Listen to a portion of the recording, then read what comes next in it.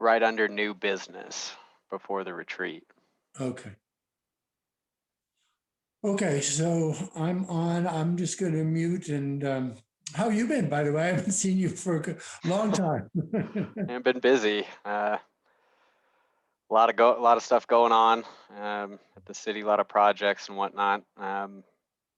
But Are making our you way on through it. any of the other advisory groups, or is this your baby?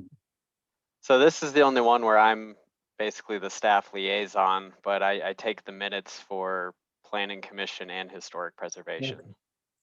So just to let you know that I'm working with Corey. I'm sort of developing some plans for the coming year. And the project that I have with Manitou City will be I have a whole lot of stones up there that are just sort of put off to the side because I'm going to buy just maybe 6 more timbers and put them down below to stop the erosion. The trail is fine, but for a long-term thing is I'm just going to put a couple of 6x6 timbers in and then use those stones above and below it so they don't get undercut and it slows down the erosion. Armoring, basically. Yeah, I mean that's why the least expensive way to do that was with river rock, which are round and people are, it looks a little strange up there, but they're all going to get buried with the as they get filled in and stuff like that. So I'm not worried about it. Yeah, we'll leave it for some future archaeologist to discover. Right. And then I usually have one day of just sort of corridor clearing and cleaning out the water features that, not rebuilding new ones, but just maintenance kind of stuff. And then Corey wants to do a project that I'll help him out on with Manitou cats. Okay. So that's it. I'm hoping to do another project over at Rainbow Falls this year. We've done 2 major projects over there the last 2 years. Is that with Colorado Springs or is that with the county? That's El Paso County. That's okay. With a guy named Kyle Melvin. Really good guy, if you haven't met him yet. The last name sounds familiar, but I don't think I've met him. So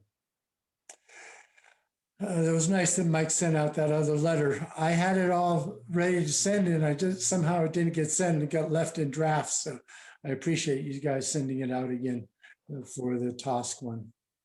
Right. That was all Mike. Okay, so I think I'm going to go off. I'll be back in a couple minutes.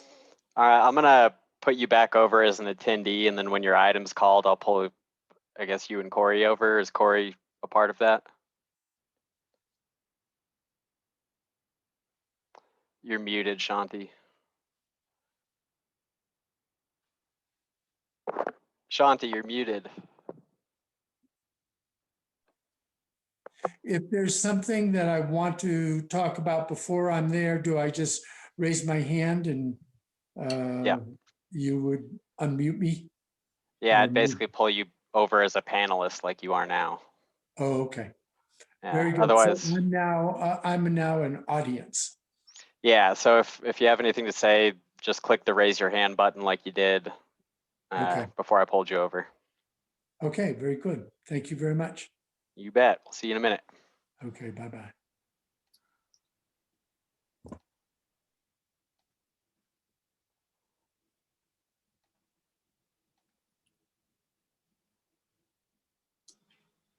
Hi, everybody. Hey, Andrea. Hello. Hey, Gary.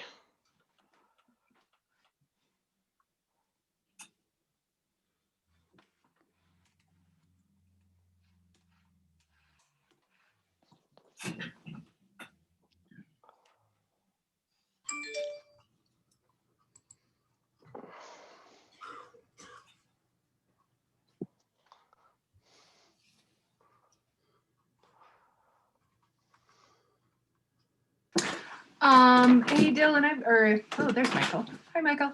Hi, how are you? Good. Should we get started? I think so. Okay. All right, let's call this meeting of Open Space Advisory Committee to order. Hi, everybody. How you doing this evening? We have a short business agenda here, and this is the evening of our retreat.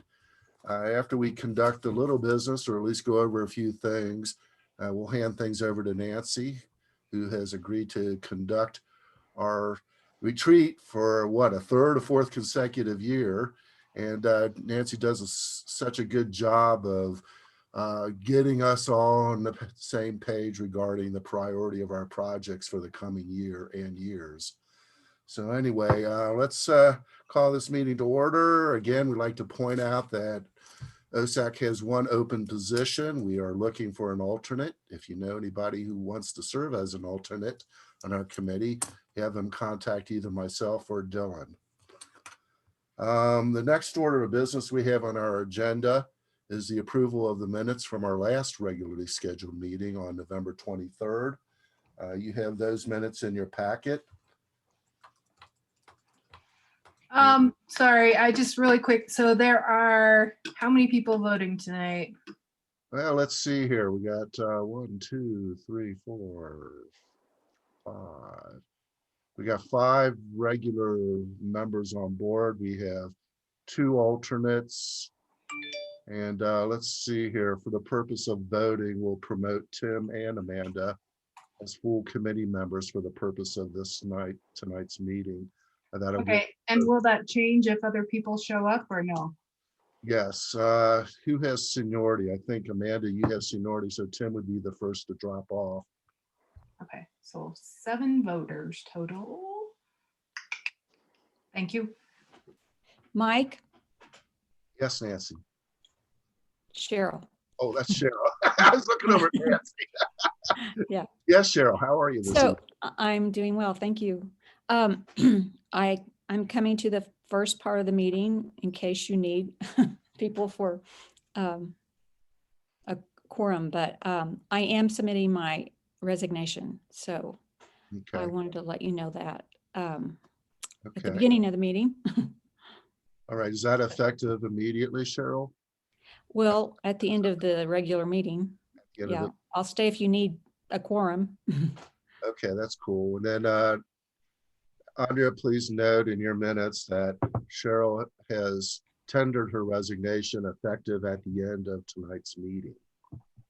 Well, I'm just planning to stay for the regular part of Yeah. the meeting. That's cool. Yeah. Okay. And then, so we got 7 members on board. Do we have a motion to approve the minutes from November 23rd?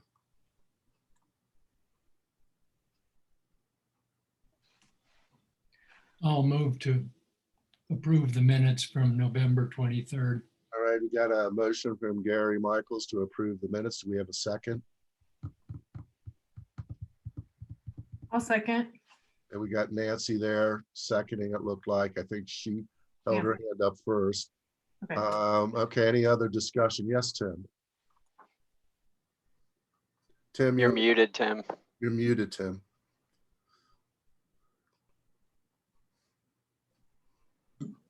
There we go.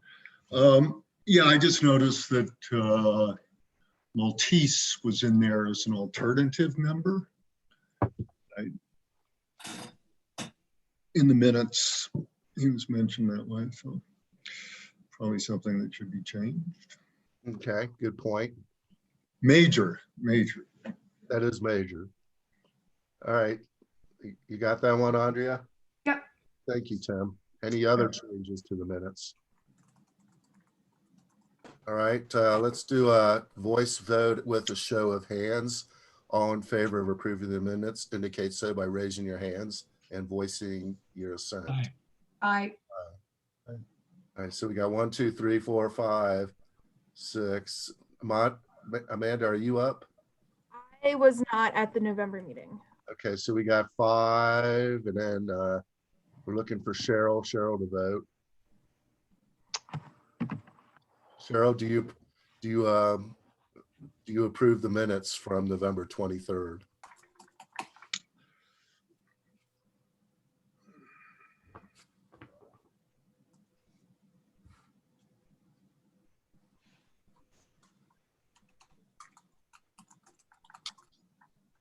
Cheryl, we're waiting for your vote on the minutes. Sorry. Yes, aye. Okay, let the record reflect that we have 7 and unanimous vote, 7 members, none opposed.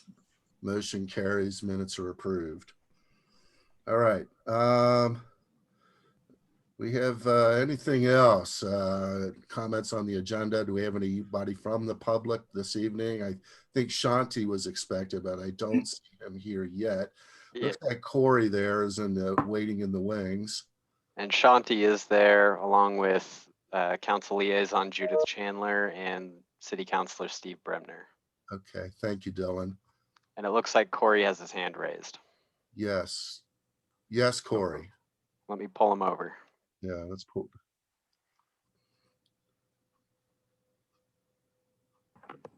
All right, Corey. You're muted, Corey.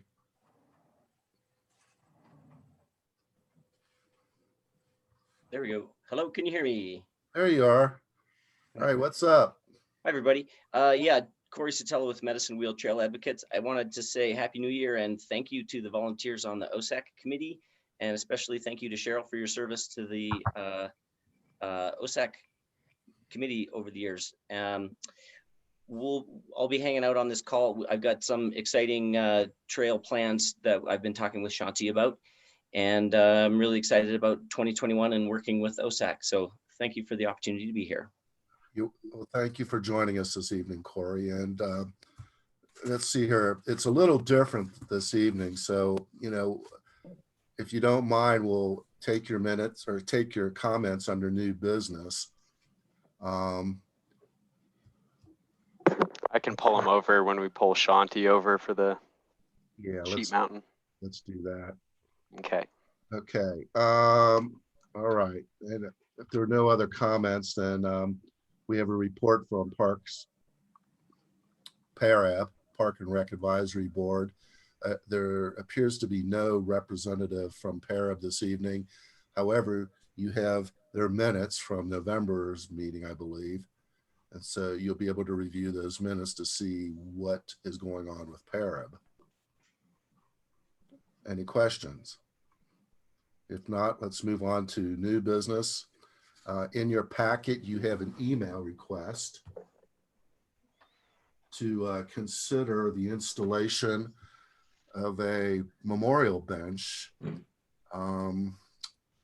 This is relating to Mark Moreland, who is a past mayor of Manitou Springs. And so the request is to establish a park bench along one of our trails in memory of Mark. We received, hold on a minute.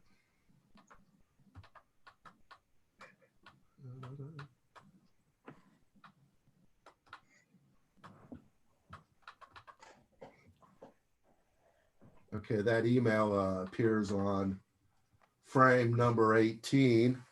It was coming from John Graham, who had spoken to Mary Kelly.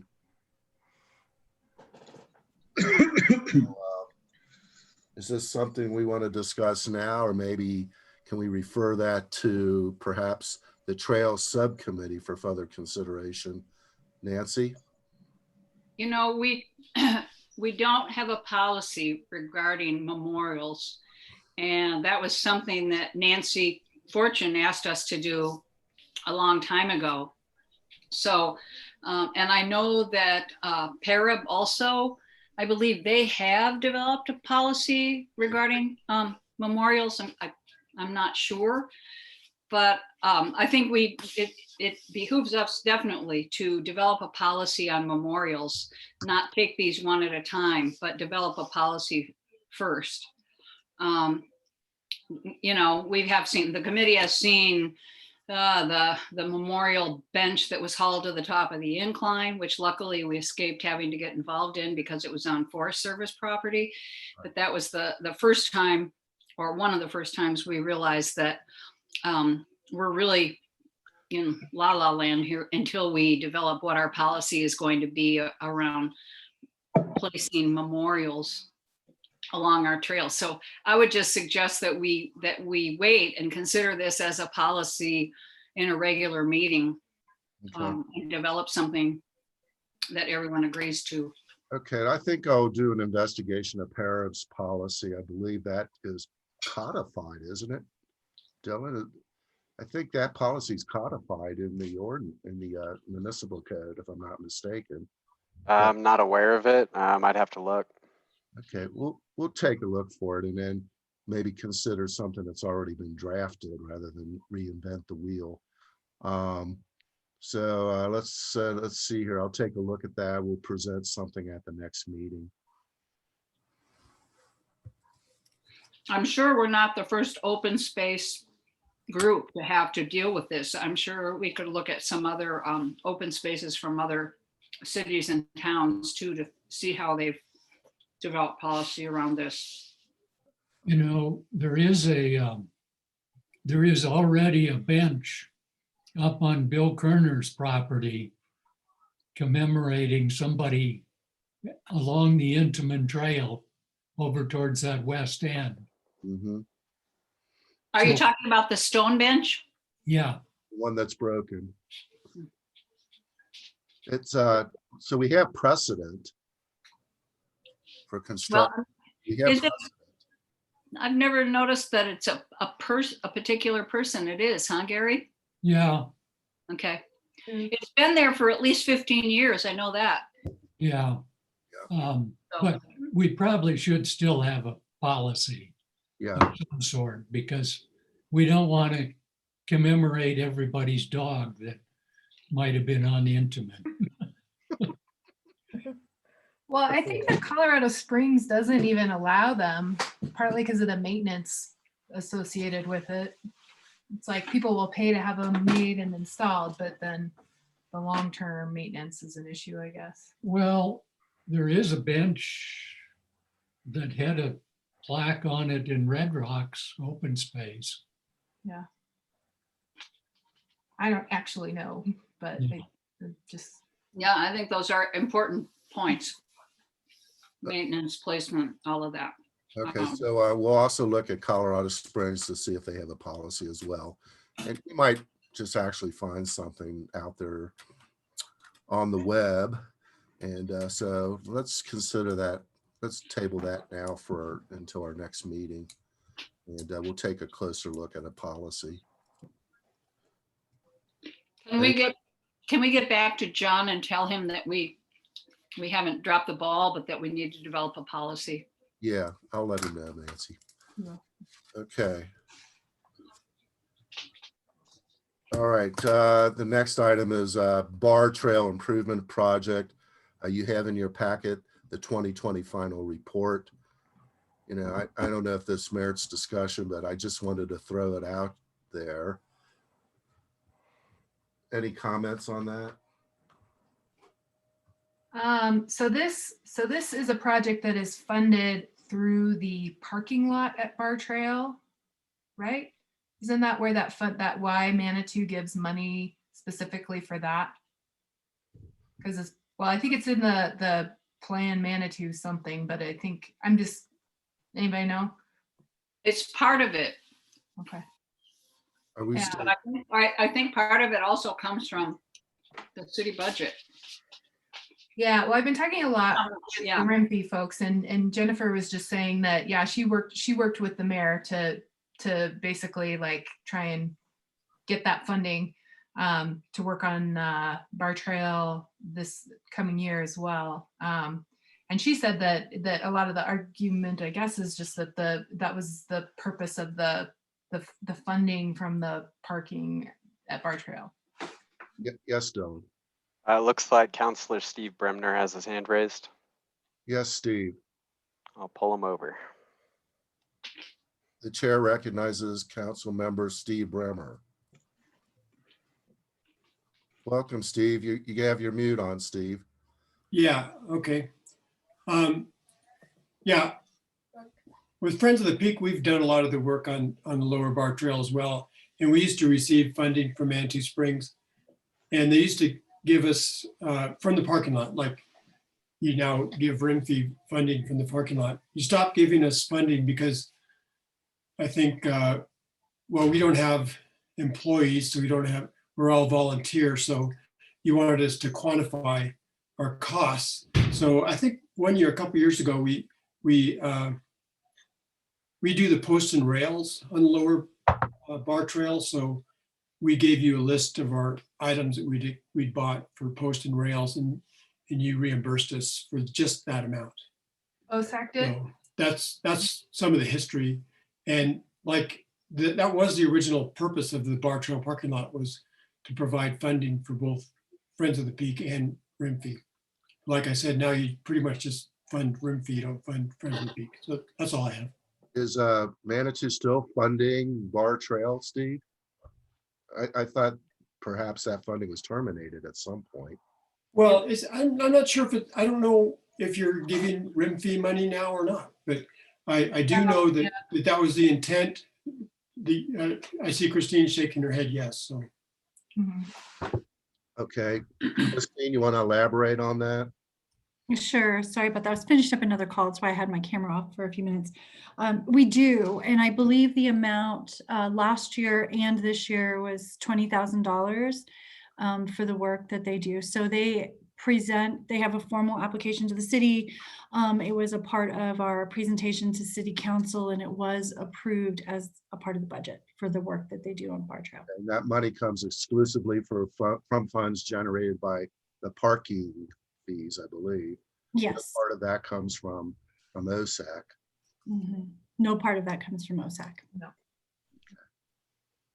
I have one more question related to that. So if we hired rim fee and it costs more than $5,000, are we supposed to get other bids for that work? Because I'm just curious, because I'm hoping that we can hire them also for some other stuff. And I just am wondering about that. We can talk about it later, but I'm just wondering. I think staff can respond to that one. Yeah, so last time this came up was during some of the trail signage for the trailhead signs, and the threshold is $5,000. At that threshold, it does trigger the need for a request for proposals and bids. Yeah. But we also have had a not compete. We got a do not compete thing when we hired Mile High Youth Corps, because it was a unique service, employing young people, etc. So I think it just depends on what kind of item we're talking about. Yeah, well, I'd like to try and like what we've worked at. We can talk about this later in the trail stuff, but yeah, wondering about that bid process of it. And I would just point out that the city has given rim fee a much larger sum than $20,000 some years past. If I'm not mistaken, maybe 5 years ago or more, it was almost $60,000. So it's gone down steadily over the last several years for a lot of reasons, probably mostly because of the city budget itself. But we do have history. I can research that exact number. I did have to do that research for this year's presentation to council to get that history. So I can gather that and share it with all of you. Is that your recollection from looking at those numbers, Christine, that it used to be more and it's kind of? It was more. 60,000 seems more than I recall. I might be able to pull it up even while I'm sitting here. I could be totally wrong too. But it was more. Mm-hmm. Yeah, I think Friends of the Peak was getting $15,000 or $20,000 way back when. I can't really remember, but we got a significant amount. Mm-hmm. And Christine, I know that somewhere in the budget they allocated some money for the incline, and I'm curious about that also. There was some money allocated for the incline that doesn't, that's not a part of the planning budget or OSAC. I think that it's more about mobility and public works. Okay. Yeah, because and I don't know that, yeah, it's a part of the greater TMMP, the Transportation and Mobility Planning process. Because there were very specific needs for managing traffic up on Ruxton. And so it wasn't necessarily incline specific, but incline was tagged as a part of the line item because of that, because they do draw a lot of people. Awesome. Thank you for clarifying. Don't we still have a written parking agreement with the city of Colorado Springs? Yes, that is still a formal arrangement with the city for bar parking lot. All right. Any other comments on bar? Steve, well, I'm just wondering, is there anything more that OSAC should be doing in regard to maintaining Bar Trail? I mean, it seems like it's pretty well covered by other friends organizations. Yeah, I think it's pretty well covered. And like I said, Friends of the Peak does quite a bit of work on the Lower Bar Trail, and it's mostly just out of our own funding and our own volunteers, just because we love the trail, not for any compensation. And only a very small portion of that Lower Bar Trail is in the city limits as well. Does Forest Service do any maintenance up there? They must, right? Or I would assume so, yeah. I wonder. Yeah. The Forest Service does very, very little maintenance. They might go up and clear a tree or something that comes down. That's about it. Yeah. Okay. Yeah, you're right, John. I mean, it's such a short segment of trail that's actually inside the city limits. I think it amounted to about 1/8 of a mile, just up there beyond the bathrooms. And so there isn't a whole lot of trail within the city. Maybe we should be bellying up for our what, 2% for the 2% of the trail that's in Manitou. I don't know. Well, I think it's important to pay attention to what's going on there if we're looking at trails in the area generally, but it is nice that, I mean, so we this year, as we were working through the trails subcommittee, just established like what trails are we focusing on for OSAC trying to help get the maintenance and rolling on. And we decided that Bar Trail, any of the county trails, incline are not what we're focusing on. Right. So that can change, but that's just where we agreed. Okay. Anything else on that? We also have in our packet, if not, we'll move on to the next order of business, which is the survey. That's the archaeological survey permit for Black Canyon. It has the application for renewal has been submitted, and we're waiting for final approval from the state SHPO's office. That's the State Historic Preservation Office, the SHPO. So that has been submitted. You have that application starting at frame number 30. And hey guys, sorry. Hey, Shannon. Hey, Hello. Shannon. Okay, so we have Shannon aboard here. We now have 6 full-time committee members, and we have 1 alternate. And I think, Amanda, you're going to be the alternate, the 7th member. Tim, you're waiting in the wings. So welcome, Shannon. We're just ready to cover Sheep Mountain Trail project. And in your packet, you have about 2 plans that were submitted by Shanti Toll. In addition, he also included 2 letters of support. One was by the Chamber of Commerce. The other one was submitted by Trails and Open Space Committee. So we have Shanti here tonight. Shanti, what's going on? How are you tonight? I'm doing fine. Can everybody hear me okay? Yeah, give us the lowdown. Corey, are you in on this conversation too? I'd like Corey to be at the table. I think later I'd like him to make a comment after I made the presentation. All right, go ahead. Okay. You got it. So, first of all, I wanted to say that looking over your minutes, getting ready for this, I'm really impressed with all that you guys are doing and your trail maintenance thing. You were just working on a totally different level than a couple of years ago, and I really appreciate it, and I think that it's great for our open spaces. So given that, I'm not going to go over what I've sent you in writing. I just want to go over 6 ideas that complement what I've sent.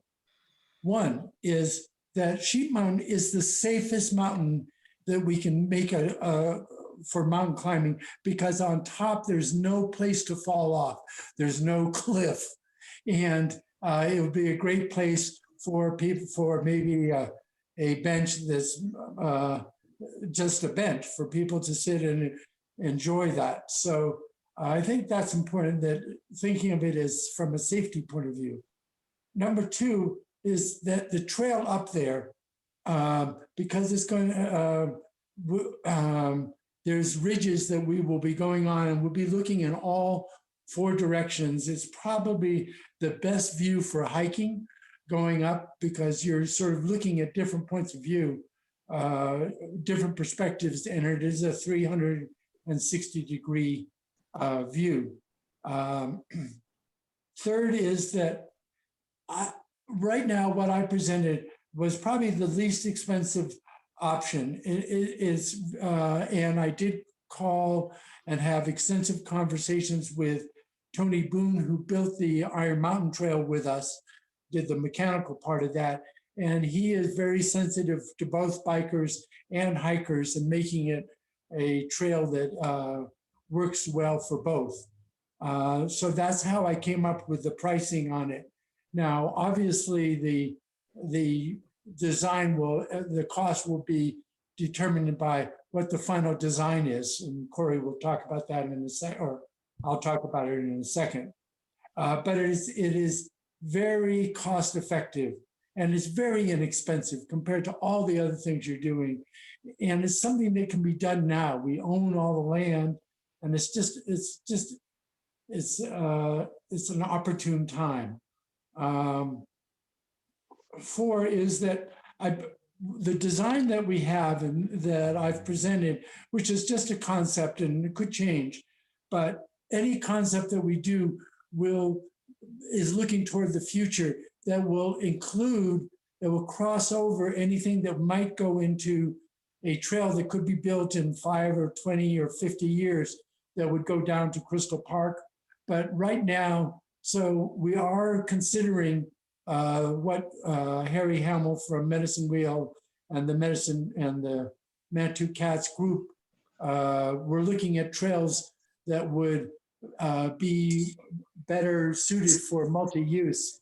And so whatever we do on Iron Mountain, it's a spur that will go up to the top of the mountain, and it will support and maybe make less expensive any other trail that might be built in the future.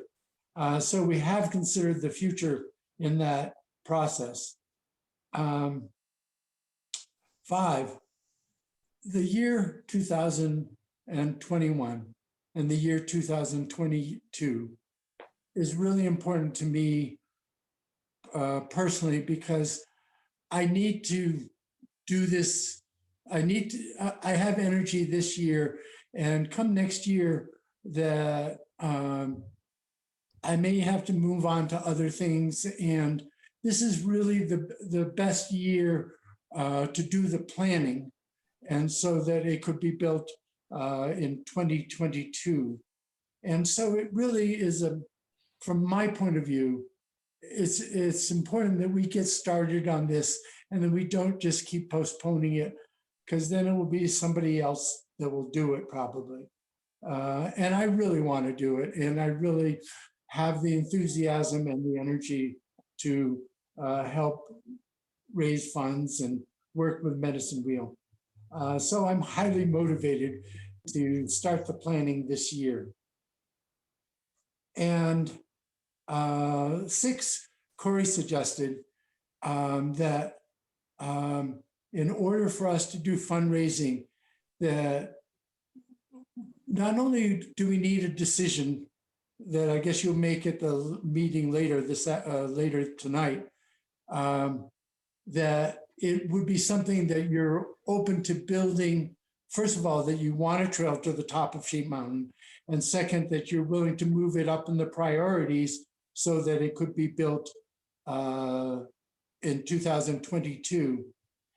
But for us to raise money, that Corey suggested, and I think he's probably right, but that maybe we would like to have OSAC dedicate $200 to $500 for the planning, so that when we're going out to raise private funds, that we can show that the city is on board with this. We don't know exactly how the money will come. And some of it probably will need to come from OSAC, but that's something we'll deal with next year. But I think that, I guess the request is that this year that you do dedicate $200, $500 to the planning of it, of the trail and any preliminary work that we might have to do. So I am requesting, one, that you make a decision that you want to build the trail. Two is that you would like to move it up in the priority so that it could be built next year, and that you give permission for us to start to work with Medicine Wheel and any other user group, could be runners groups, to make a multi-use trail that goes to the top of Sheep Mountain. And then three, that if you could dedicate $200 to $500 to show your support for this, that will help us in fundraising. So that's what I have to say. Corey, would you like to add something to this?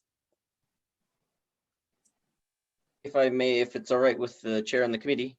Yes, it is, Corey. You have the floor. Yeah, Corey Satella with Medicine Wheel Trail Advocates. So yeah, I owe Shanti and the group an apology. I had intended to write a letter of support for the project, but I wanted to express it here. We've got a trail that is called out in the post plan and is wholly on Manitou property. We've got this enthusiasm that Shanti's got, especially this year. And in the last while, I've been speaking with Shanti, and our organization is enthusiastic about it also. So that's why we thought, and I have to say that we're not completely in agreement with the exact layout. And so the proposal today would be that we agree to move forward, and Shanti and I will be working together to come to you with a proposal for the layout. But we were hoping to seek some, seed money so that we can start to move forward with the project and be looking at grants. My advice to Shanti was, we should think big and get the very best trail that we can, not necessarily the lowest cost one. We want to think about what kind of an amenity this brings to our community in the long run. Clearly supported by other organizations, favored by the post plan. So hopefully we can get agreement that we could move forward with this. I think the right way to do it is to have OSAC allocate some small amount of money, showing that they're on board with the project. Happy to answer any questions. Does the committee have any questions for either Corey or Shanti at this point? Well, Comments? we have, and if you prefer, we can save our comments for the retreat. As you two gentlemen know, we have a retreat this evening, and of course, Sheep Mountain Trail is one of those items being considered for priority this year. Any other questions? I have a question. Go ahead, Amanda. Are there any interpretive opportunities with Sheep Mountain, either at the summit, along the trail where it spurs off from Intermin? Why that was picked? Why that location was picked as a spur off point? Is there an interpretive opportunity there? I'm just wondering what, besides the trail, what inherently is important about this trail? I think that's a good question, Amanda. That up on top, there is enough room that we could have a cairn and a bench, but that would be a great place to have a map if people, to show the different things, Cameron's Cone and because you can see everything. It's the furthest out to the east of the three mountains that are presently we're thinking about. It's the one that is the most out there, and it has the best 360-degree view. So there's absolutely opportunities for that, and it's a good idea. Mhm. Okay, anything else? All right. If there are no- So Michael, do you want to move other discussion on this to the retreat thing? Yeah, I Or think do we want to, I'm Okay. happy to make a motion now about it. Whatever you'd like. Well, you don't make a motion about it. We haven't discussed this yet. I think We make the motion and then it gets second, then discussion and then vote, right? we can also reserve that motion for our discussion during the retreat. If you want to go that route. That'd be a good idea. I'd prefer to go that route because this needs, you know, we need to discuss this specific thing, but also other things that we might want to do. Yeah. with trails. Let's hold off. Let's defer any motion at this point. And if a motion is required, we'll do that during the course of our discussion at the retreat. And, you know, we have to look at the big picture here too. You know, we got several other projects, and, you know, we're going to be ranking them tonight. It's going to be a fairly prolonged discussion. You're invited, of course, to stay, but I think there would be a freer discussion if we could try to limit any other comments from the public during that retreat portion.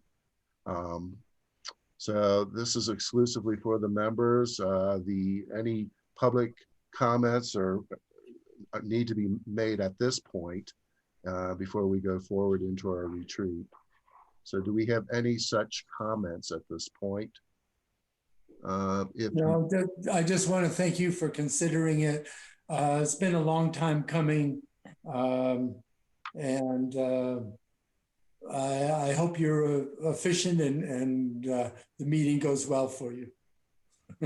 Thank you, Shanti and Corey, for your comments this evening. Can I just say I'll plan to listen into the discussion, and I'll say thank you. And I just want to underscore, you know, our organization is interested in moving forward the trail that's in the post plan. So we've got some enthusiasm and resources we'd like to bring to it also. Thank you. Okay, again, there will be no comments from the public during our retreat. So having said that. Michael? Yes, Nancy? I just want to, Corey and Shanti, thanks for the presentation and the information that you gave us. I think we've talked on and off about this trail for a few years, but I think that's by far the best presentation you've given us. It was complete.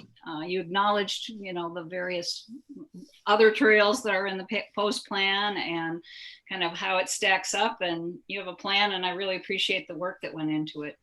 Thank you. Yes, you did put a lot of work into it. We also appreciate seeing the letters of support. So, I mean, that gives some credence to the project. And also we'll consider those letters of support when we look at the trails this evening. So having said that, thank you so much. And I hate to say it, but I guess we're going to have to mute them, Dylan. And so thank you, guys. Michael, we had one thing that we missed. I just wondering about it was the membership expirations and renewals. Did you want to talk about that at all? Yes. So 3 members' terms are expiring here in March. That's Mike, Shannon, and let's see who's the third. Let's see, Gary. And Gary. Yes. Yikes. I guess So if you're interested in renewing, just submit a letter of interest to the city clerk's office, and they will get you scheduled on the city council agenda. All right. That's a good idea. And Dylan, since we had a resignation tonight, if either of our alternates are interested in becoming regular members, they just have to submit a letter saying that. Yeah, it's a letter of intent, I guess. And you must submit that to both the clerk and your chair. Chair will then provide a letter of support to the clerk pursuant to regulations.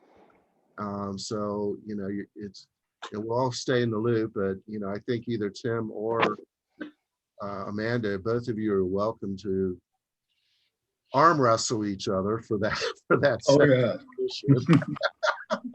But anyway, so that is available. And, you know, if either one of you opt to become a full-time committee person, then we'll have 2 openings for an alternate.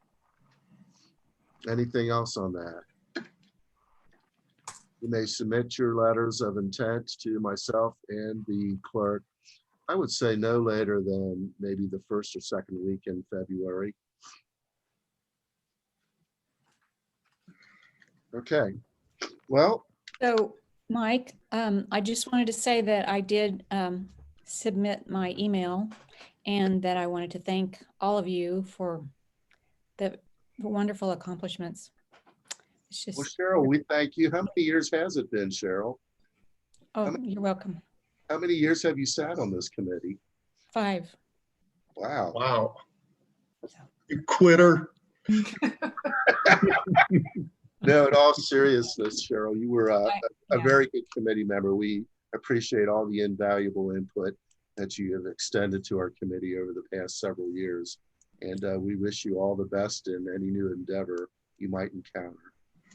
Well, and I wish the same to the committee and to all of the members and staff that put so much effort into this committee, and it's really enhanced our community. So I appreciate it. And thank you. Thank you, Cheryl. Thank you, Mhm. Cheryl. Bye-bye. Thanks, Cheryl. See you later. Bye. Bye, Cheryl. Thank you. Mhm. Okay. Now we got Cheryl. Let's see here. Who's up now? 1, 2, 3, 4, 5, 6, 7. All right. So now Tim and Amanda, the alternates, are now serving as full-time committee members for the purpose of voting on any matter before the committee. Okay. Well, at this part of the program, we're going into our retreat.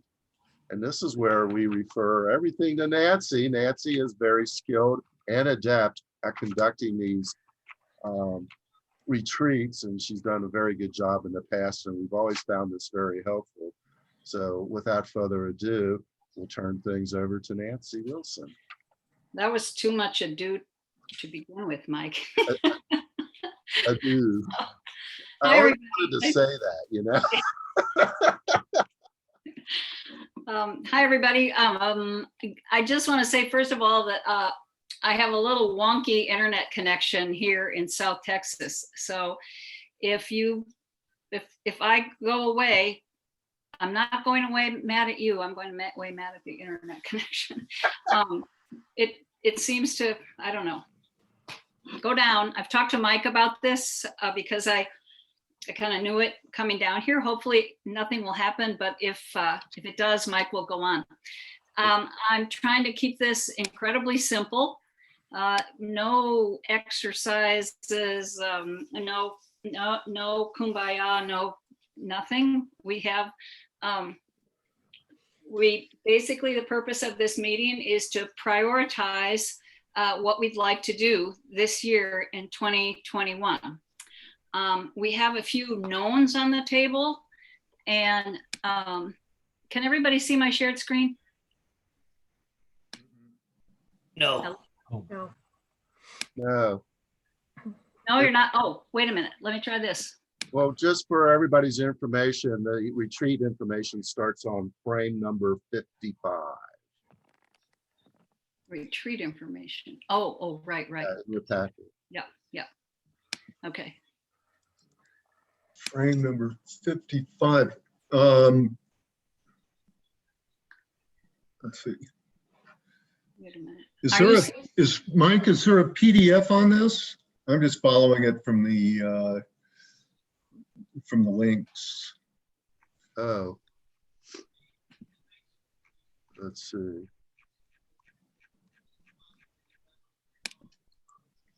Is that just me or is everybody else just? No, I don't know. Let's see. What do we got there, Nancy? Can you guys see this PowerPoint? Yeah, Okay. Other than what's in your packet, yeah, I mean, I don't think there's much in the packet that, at least not I'm going to talk about. Do people have? Let's see if I can bring up the packet. Yeah, which doc are you looking for, Nancy? I'm not looking for any document. Okay. I'm Hey, looking. Tim. I'm just looking for everybody's attention. Hey, Tim, is your email address thbcolorado@comcast.net? yes. Okay. I did get a bounce back when I initially tried to send the packet. I'm gonna Really? try again. Yeah. Huh.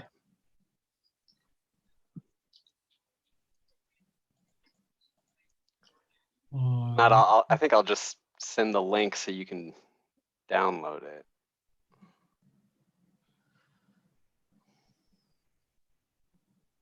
That's odd.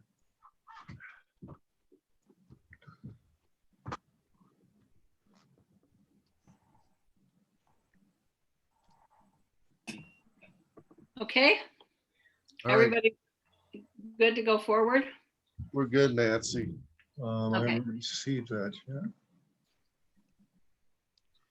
So just a quick check-in. Oh, moment. Dylan, did you send that to me? Yeah, I did on Friday. I'm gonna send you a link to the Documents on Demand Okay. Center. All right, thank you. Sorry, Nancy. No problem.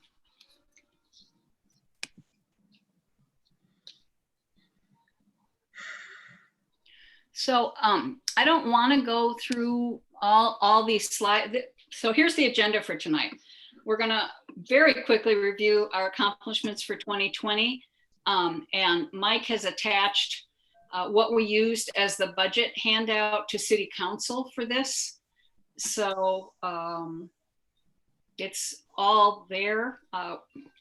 We can all look at it really quickly, but this is exactly what we reported to City Council based on the post plan. So I'm not going to go through this. I think some of the highlights are getting the signage project finished.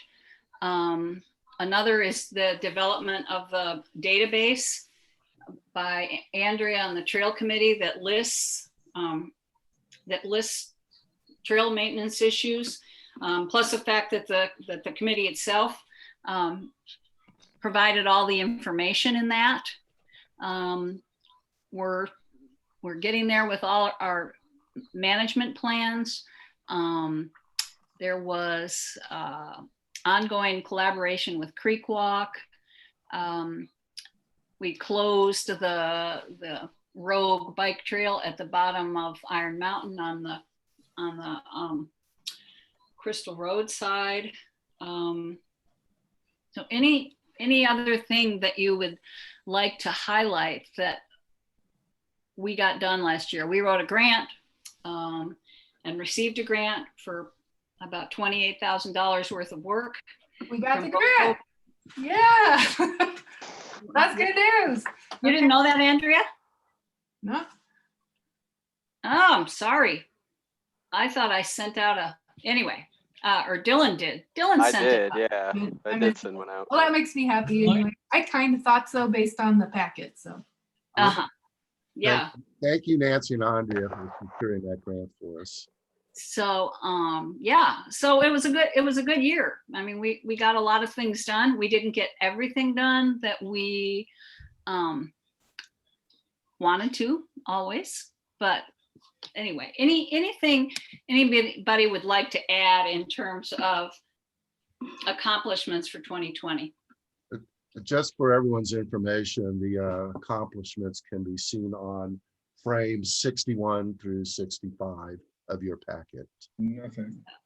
Gary, did you have something else? I was just going to mention that, the stairs bypass was completed Yes, this last year. yep, But another thing that I wanted to point out is that we really should be looking at some of these things as several year projects. If Yeah. you recall how long it took us to get that sign thing done, that's not a year by year thing. It's a 2 or 3 year thing. And some of these other building things are multi-year things. yes. Thanks for pointing that out, Gary. You're absolutely right. As I was looking at the notes from last year's retreat, that was something that stuck out, that, you know, we've listed a lot of things every year at these retreats, and several of them end up being multi-year projects. Okay, so the next and the major part of tonight will be listing required and possible projects for 21-22. And the reason I made it 21-22 is to Gary's point, several projects take more than 1 year, and you've already had one presented tonight, which is what's the name of that new trail? Not Iron. Sheep Mountain. Thank you. Sheep Mountain Trail, where they're proposing to do planning in 2021 and build the trail in 2022, for example. So let's start by listing all the things that we think, that you think are possible to get done. And for now, let's stick to what we think we can do in 2020. And we can add projects that will bleed over to 2022. You know, trail maintenance in general is one of those things. We're always going to have trail maintenance on certain trails and on certain parts of trails until we have sustainability to the perfect degree. So we're always going to have a certain amount of maintenance on Intamin Trail and Red Mountain Trail and all that year to year. And with our new database, hopefully we'll be a little more organized in tackling some of that stuff. So I began, and I was going to say, the reason I said required and possible projects is specifically in this case, because now that we've got this grant for 3 weeks of youth corps work, to get that crew, we have and to get that grant, we had to specify what work those crews would do. And so these are all things that are required in 2020. And in fact, they're required before year end 2020, 2021, that we report on them. So what we asked for that 3 weeks for was, number one, to rehab and reclaim the Intamin stairs. So we've done the reroute around the stairs, but we've talked in the past about taking some of the railroad ties out, replanting, putting in green material, dealing with the erosion on that site now, and basically rehabbing it, putting it back in its natural state as much as possible. So that's one of the things that we'll use this crew for. And I want to point out that we've been talking about, but we still have not retained RIMFE to give us a plan for that rehab. And I'm wondering if anybody has any updated information. And if you don't, I'll volunteer to call those guys. I know those guys too, and just see what they would charge us to give us an actual plan for rehabbing those stairs. If any of you know somebody who is an expert in doing that, closing and rehabbing a section of trail, a steep section of trail, it'd be great to hear from them. But that is one of the projects that we're supposed to get done this summer with Mile High, with those crews. So I have talked to them about that, and it's complicated. Like, they don't typically do that unless they're going to be hired to do the work, is kind of the bottom line that I got, but I think they're willing to talk about it. So My experience is they'll, we need to say we'll pay them. For yeah, what it's- so I can go into more about rim fee, but I don't want to jump in right now, but I think that's a possibility. Yeah. Okay. If not, we need to find someone else. I'm not sure where to look, but I would probably start with Colorado Springs or El Paso County Parks and see if they know any experts in that area. But Well, we can do research too. Would Friends of the Peak know anybody? good idea, maybe. Is Steve still on? He's still in the audience. So Do we, that's not a we need possibility. to ask Steve a question? Let me know if you want me to pull him over. Do you have a question for Steve? No, I just thought maybe I forgot he can't comment. Yeah, if Friends of the Peak, if he knows anybody at Friends of the Peak that do that kind of thing. Well, the chair can recognize Steve for purpose of answering that question. You want me to pull him over? Go ahead, please.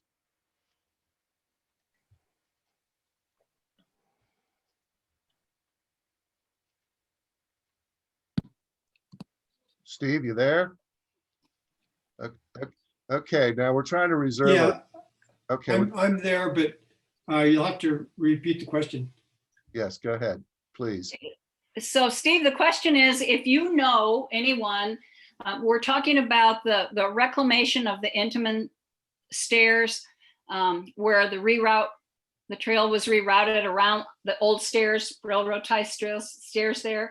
And one of the things we need to do this summer is to reclaim that area, put it back as close as we can to its original condition. And we're wondering if you know anyone who is an expert in trail reclamation or rehab. Well, I guess I would recommend rim fee probably. Okay, well, we've had that discussion. So, okay, thank you. Thank you, Steve. All right. Okay, so that's one project. The next project is to rebuild the retaining wall between Iron Springs, that's Iron Springs, just off Ruxton, and Spring Street. So you all know that there was a retaining wall that gave way there. We had it flagged and brought it to the attention of the city. And in the meantime, it was repaired. It's not repaired. No, it's not repaired. There's like So a board on top and some rocks. That's what Right. repair is. Yeah. It's not going to last. So that's another thing that needs to be done. There probably will be some cost associated. Well, there will be cost associated with ties, etc., to rebuild that wall. And we also probably need some expertise, and I'll get to that in a minute. So that was the other thing. And then the third project, and you can kind of look at these in terms of 3 weeks. We have 3 weeks of crew. They don't have to spend exactly a week on each project, but it just depends on how long it takes them. Because this last project, West Intamin Trail improvements between the stairs, the rehab stairs, and all the way to Spring Street. So in the last couple meetings, we've had some conversations about rolling dips and things that the city gave us a hand in clearing out, but that haven't been finished. And actually what I didn't put in there, which is also mentioned in the grant, is closure of social trails in that stretch of trail. So doing a lot of improvements in there, getting water off the trail, dealing with some of the erosion pieces, closing road trails in that stretch is the other things that that crew needs to be doing. So it looks to me right now like we can keep them busy for 3 weeks. I've talked to Shanti, and we put this in the grant, and he has agreed that he and members of the Manitou Cats will provide supervision for this crew. We've learned by working with them in the past that we'll get more work out of them if we have some local sponsor who is meeting them every morning and lining out what work they want to see done that day, and also showing them what they want done, techniques, that kind of thing, in doing this trail work. So Shanti has agreed that he and members of his crew will be there in the morning, at least hours every day, to spend time with those crews to get the work done that needs to be done and done correctly. So that's, I guess, the other piece of this. Of course, anybody is welcome to take on, if anybody wants to be part of the supervision or the sponsorship of any one of these projects. Go ahead, Dylan. There's an educational component to the grant as well, isn't there?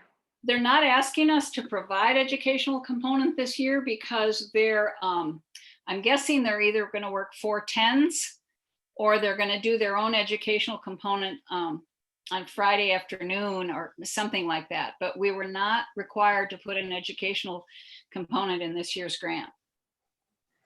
So you're off the hook. I know. I enjoy it. I know. I do too. Well, we'll see what comes up, but that's what I've been told for now. Yeah. Anything else? Hey, Nancy, so that means they're doing 4-day weeks? I'm not 100% sure about that. That's what they were doing last year. Okay. Every year changes, and things have really changed for those guys with COVID. So I'm not sure. So on that point, I would just like to maybe we should just realize that that's a lot of stuff to do if they're only doing 4-day work weeks.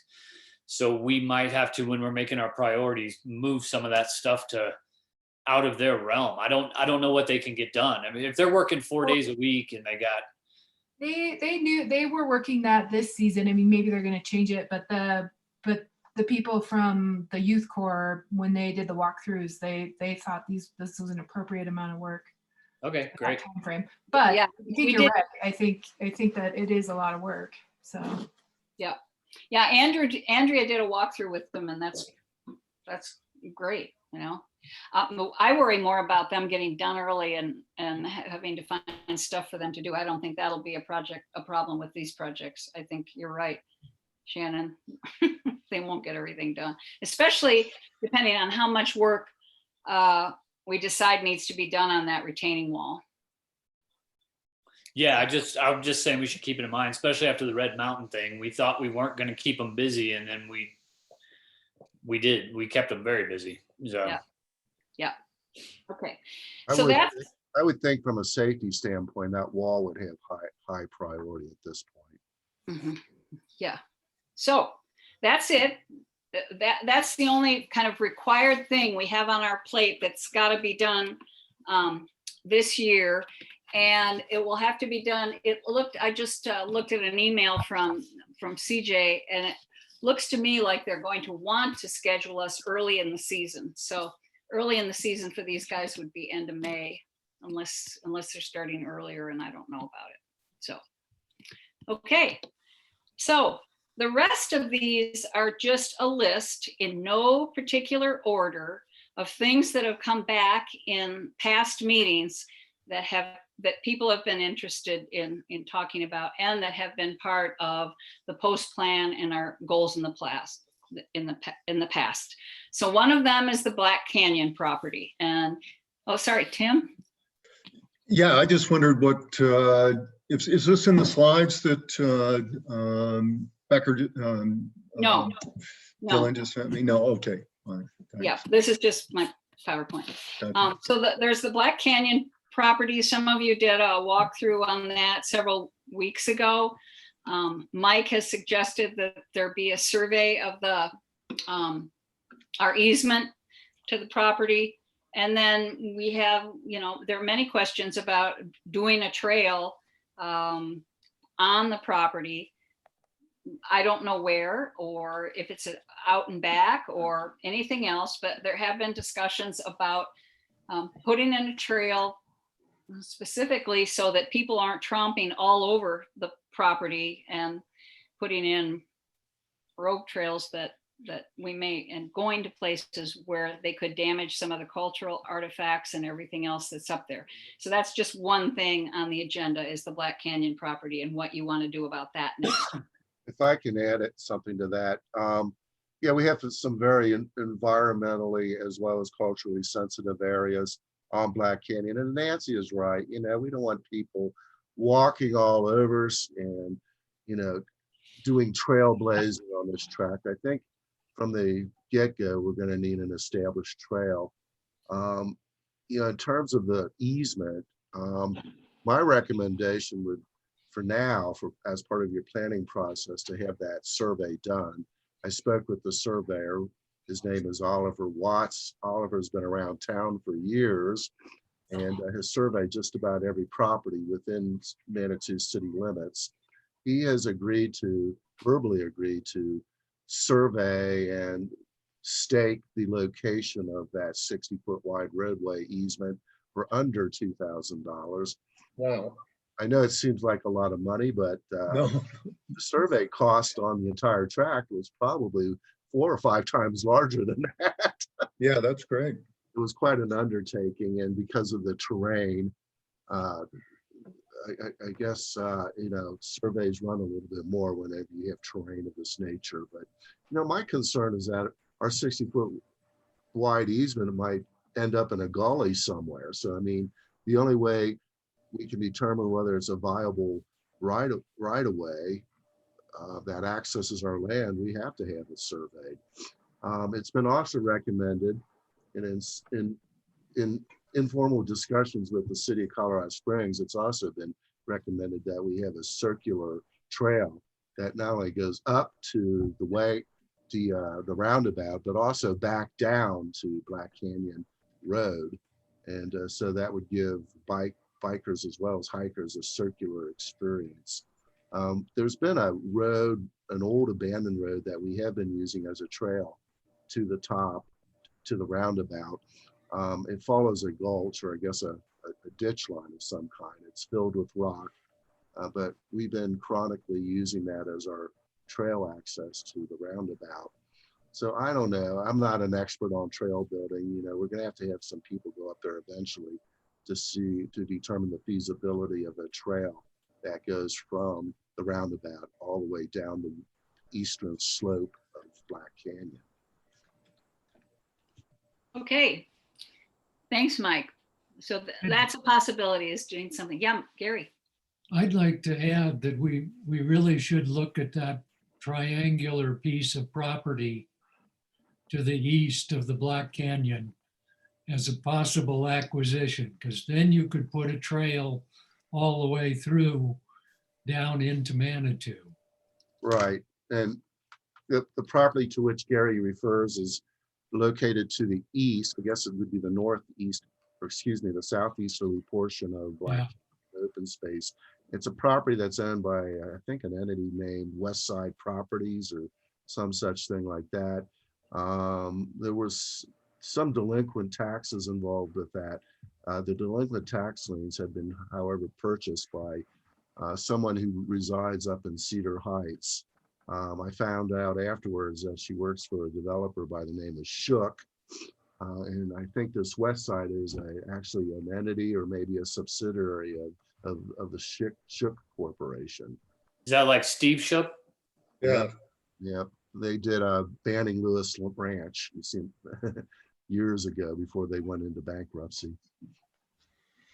He's also the guy who donated Stratton Open Space.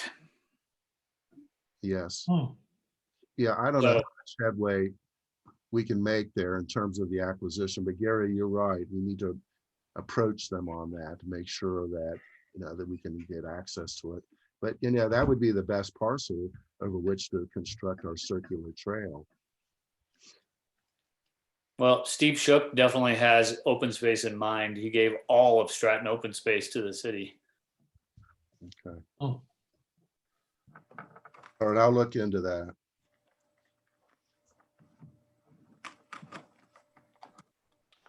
Okay.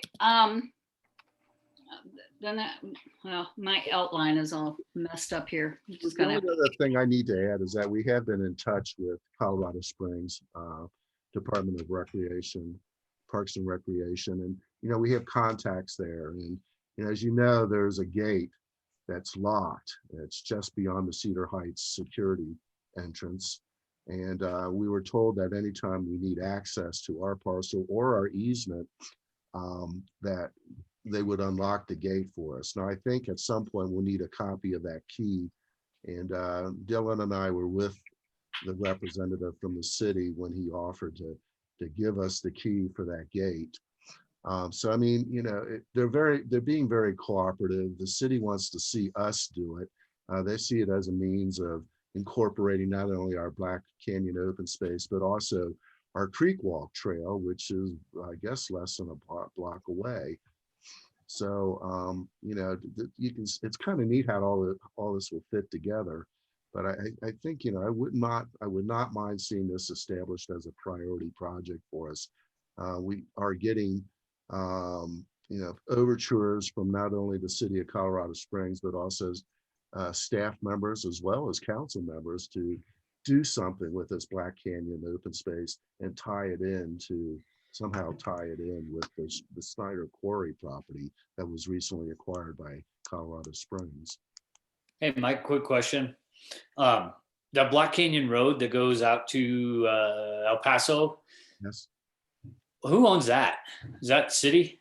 Yeah, that was a public right of way that was created by deed. And you're Is talking. there any way we could push for like a sidewalk on that? Well, it's getting a little iffy there. Colorado Springs is. It's big and wide. Well, Colorado Springs is trying to do, get permission to use that street for parking purposes. And I don't know if they're getting some pushback from Cedar Heights, from what I understand. I don't blame them for pushing back, but if you got a sidewalk that took it to Creek Walk, then you could use the pool as parking. Mm-hmm. That's a good idea. I mean, couldn't we build the sidewalk? That's why I asked whose it was. Well, yeah, technically on the city's property, you could do that. Right.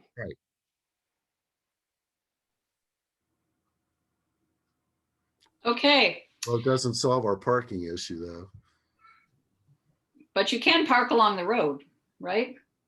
Well, there's no signs restricting parking, Yeah, it's public access. It's maintained by, I don't know who, the county, the city. Right. Well, must be Colorado Springs, wouldn't it? The maintenance? Colorado Springs owns the roadway. Let's see if we can get someone to talk about a sidewalk to our trail, the Creek Walk, and then there's parking all over the place. I just have to walk that block, as you said. I don't see what's restricting us from parking on Black Canyon.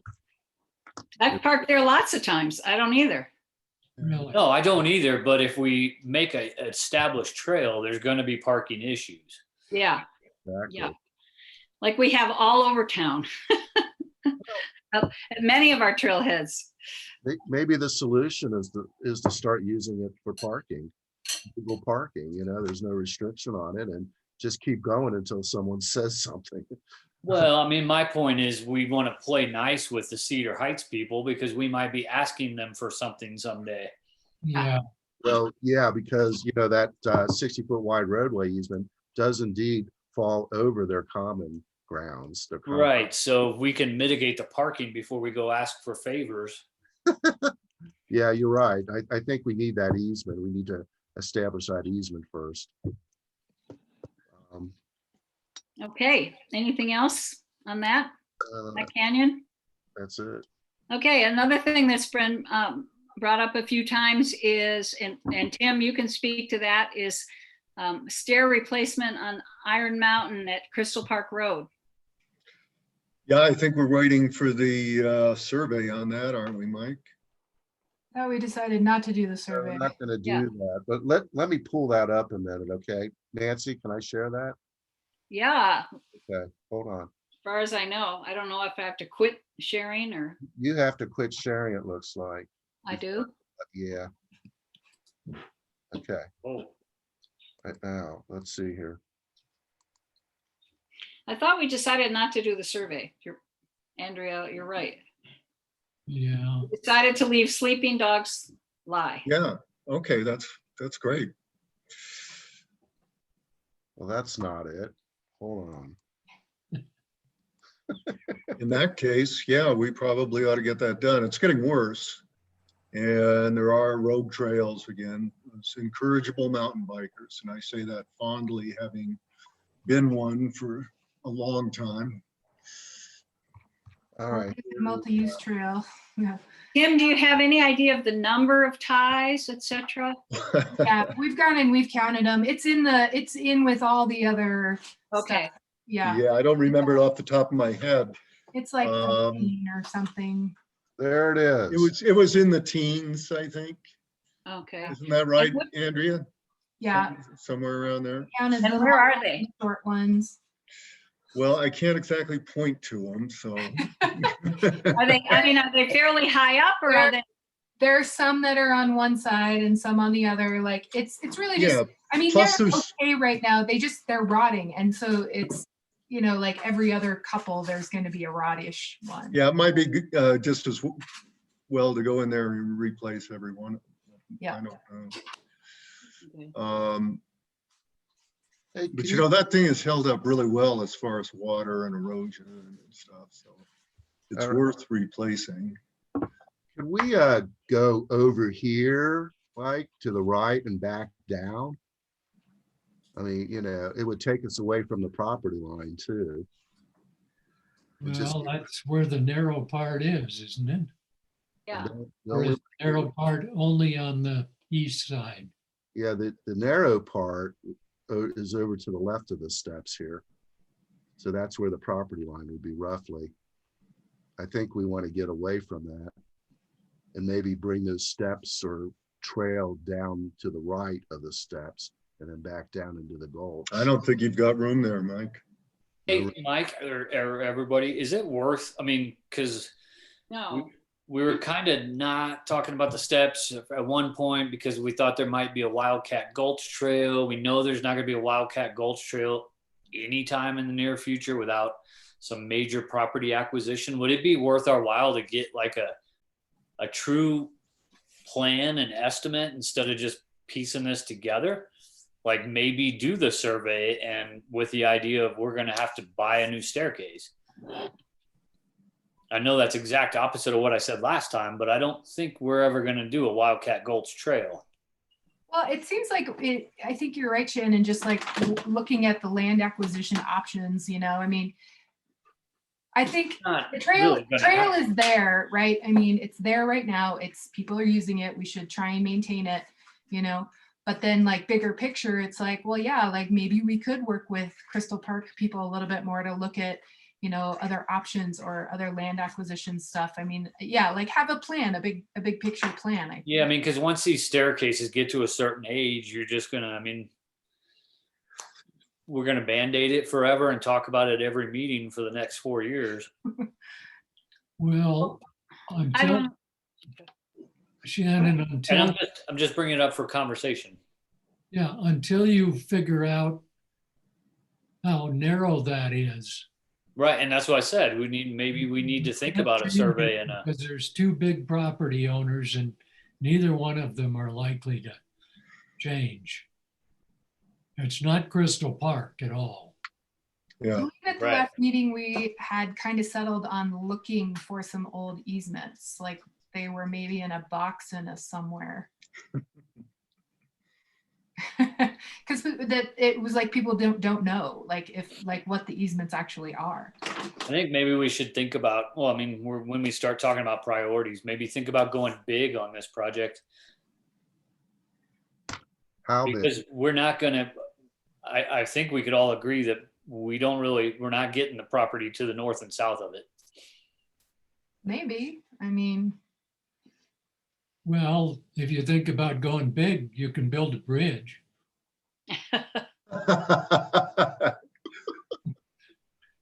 Somebody will donate money for it, but it's a big project. Yeah, you get into a federal watershed permits and all that. Yeah, what's your opinion of big, Shannon? I mean, what's big? Redoing the staircase, getting an actual survey and seeing, and then figuring out what we have to work with. You know, at our last meeting, we talked about a survey. We decided to leave sleeping dogs lie. We didn't. Right, and I think I was against getting a survey. I think I might have been the one who brought that up, but if we can all kind of agree that realistically, we're not getting the property to the right and left. Because I think realistically, we're not. Why is that? I mean, is it just because the people that own it want big dollars for it if they were to sell it? Private property and they want market value. Yeah. Retail real estate market value. And I wouldn't sell it to us just because we want it. And the property to the, I mean, if I'm looking at this picture, the property on the left, so the west, that is Crystal Park. That would be the south right here. That's a private property. That's private property. Owned Yeah. by Crystal Park. You got a 15-foot wide. Oh, okay. There's a 15-foot wide corridor here. The property to the north is owned by an absentee landowner. And they're To the north. Right, yeah. I remember We're looking east and west here, aren't we? Oh, Sort of, yeah. Well, let's just say right and left. yeah. Okay. This is also privately owned over here. And that's an absentee landowner who wants to sell the entire parcel. Right. So Shannon, when you talk about redoing these, are you talking about just this lower section or are you talking about the whole trail? I don't know, Nancy. I think we should get a survey and figure out what is even possible. Okay. If as a group, we agree that we're not getting those properties to the right and left. And I really don't think we are because we've talked about it for 20 years. It's a Well, little, would somebody like to research the cost of getting that survey done? yeah, I've been in touch with that guy already. He did this original subdivision survey about 25 years ago. You know, again, he'd probably have to, he said he'd have to resurvey all this. I didn't get a specific cost on it. Well, maybe if we could get a specific cost, that would help us make a decision. Well, and I think we were talking about getting asking the landowners if we could basically just fix some of the stairs, like do trail maintenance. And that's what we decided as far as like, maybe we don't want to, you know, say anything, you know, formally. Right. If we're just gonna, if the trail's been there, you know, we think there's an easement and apparently it's in a box somewhere. I'm just unclear on like what all the ownership is, but it would be really great to know all of that. Maybe then if the survey is the answer to answering those questions and eventually getting in, you know, something sustainable and long-term and. Right. I just think we need to get to a place where, hey, let's commit to putting Band-Aids on it every couple months, or commit to going all the way and fixing the problem. Well, the nature of railroad ties is that they do wear out and take a beating after a while. So we kind of have two questions in front of the group now. One is around replacing rotted ties at various spots on this whole section of trail. And the other is around getting a survey for future development of the trail here. So if I have my screen. Can we do both? Pardon? Could we do both? Yeah, absolutely. But I want to list them separately so we know what people's priorities are on each of those. Gotcha. Okay? If Mike will give me my screen back. Oh, all right. We got Dylan up there. He's got his hand. Oh, okay. Yeah, so regarding the easement, if it's a legal easement on file with the county, we should be able to research it through the county. I don't know that. Not any. Yeah, I don't know that it would be worth digging through the storage boxes. Well, it's also a matter of checking the county recorder's records. Right. We can probably identify past owners all the way back to the time of plat, and then maybe do a search on those previous owners to see if anyone has granted an easement to the city. You know, I kind of doubt it really, but yeah, it's worth looking. So it's Manitou owns a strip And we think that maybe the trail is encroaching on the private people's property. So that's why we were like, maybe don't get a survey. And if that's, yeah, exactly. Okay. So, okay, I'm just trying to understand. There must, excuse me, Mike, there must be a legal description of that somewhere For an easement? for that piece of land. Not an easement, the owned No, it's- land that's owned. No, that strip is described on a subdivision plat. There's no, it's part of the lot. And the lot, has this panhandle that goes to Crystal Park Road. So I mean, But isn't there a description, legal description of that lot? well, Yeah. it's On the assessors. it's described as a lot number. Let me see if I Oh. can look that up real quick. Let's see. Okay, okay. So we're just looking for a, Well, Guys, this is all research that we should be doing Right. Yeah, let's do it. another day. Let's do that offline. So at the next meeting, Okay. I'll have a report on whether we have an easement, and also we'll determine the cost of surveying the strip only. I don't think we have to resurvey the whole lot. All we're interested in knowing is the location of that panhandle strip. right. Okay, anything else on the stairs at Iron Mountain at Crystal Park Road? Well, we're just that we're seeing some other, off trail cuts going down through there again and whatever. And so the fence Fence worked where it is, but mountain bikers are a creative lot. They're coming around in different spots and everything. To the right, if we were looking at the picture, to the right now. So, I don't know. So what we put in was working, but now they're That going- worked, but now there's other spots where Yeah. the mountain bikers are coming around and cutting it. So the whole bottom of the trail right there is going to be a problem. No. To be a problem. It would be easy to irritate them by by putting up a little bit more fencing. Oh, okay. It You want would me be to add- pretty easy to do and probably dissuade them from doing that. It's only, I've ridden that before a couple of times, and it takes about less than a minute to shoulder your bike, walk down the stairs and up the other side. It's not. Well, unless you're going to stand there and tell people to do it, like Yeah, right, people, right. I mean, I think a big picture solution is really what we need to look at too with that, it's just that it's a multi-use trail. People are going to ride their bikes. We don't want it to destroy the land. We don't want people to have conflicts, so in the meantime, it's going to be a difficult thing, but yeah, I mean, maybe some fencing in some spots would be good.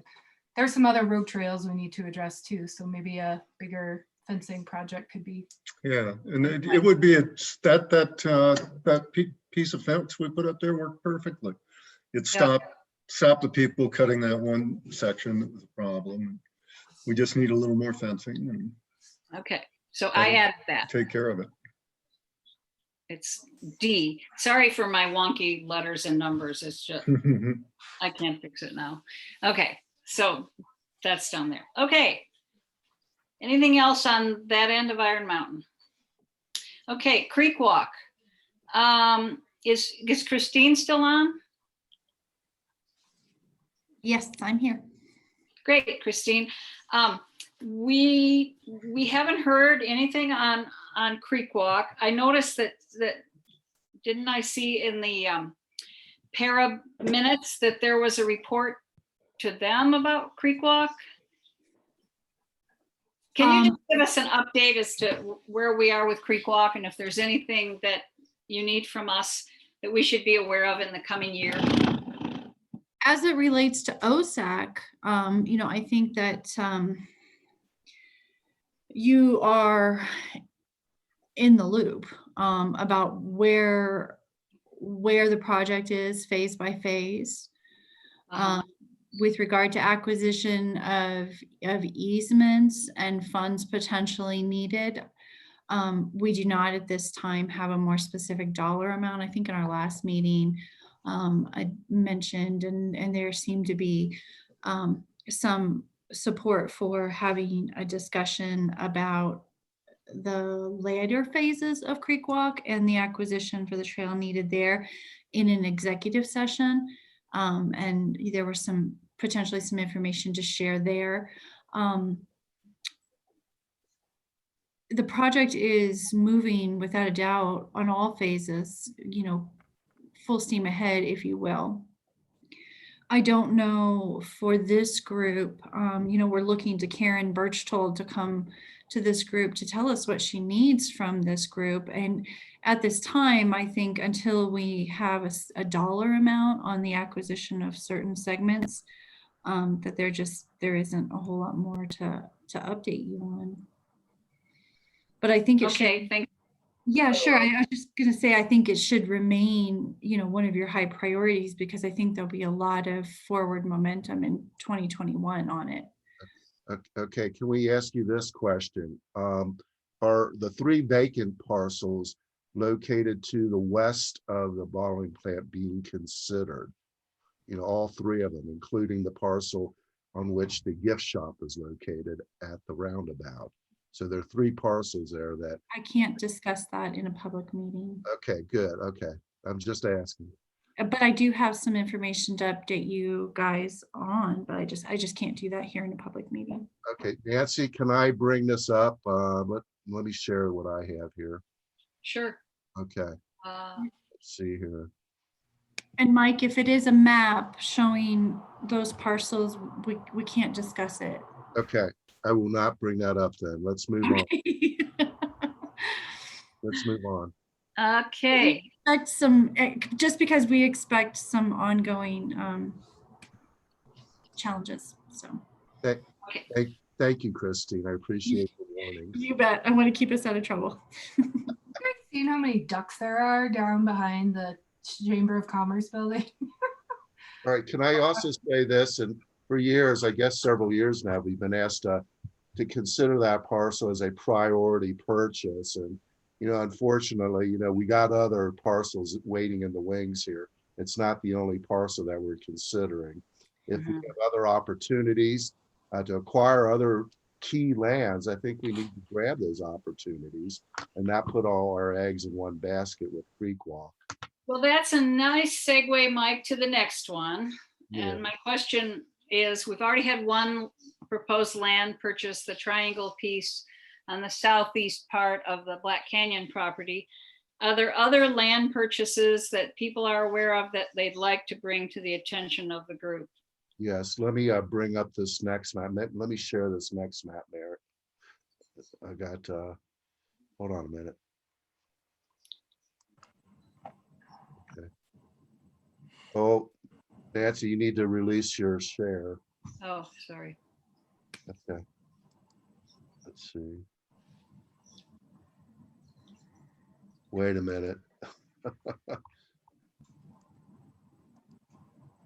Okay.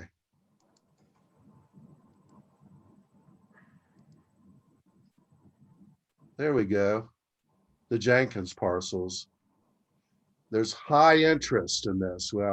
We had a number of constituents complain about the Jenkins barricading the properties and shutting off the trail located roughly in, where would that be? That would be, hold on a minute. You can kind of see the road Yeah. there, or the trail, whatever you want to Yeah, call it's like in this area, I think it's blocked off or something. You can see it. Steve, is Steve Brummer still with us here? I'd like to get Steve to comment on what's going on with the Jenkins properties. You want me to pull them over? Yeah, let's pull Steve over.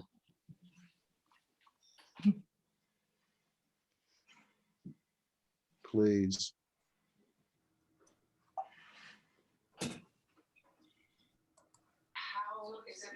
Steve, we're discussing the Jenkins properties here. I know there have been a number of complaints that have been lodged by constituents.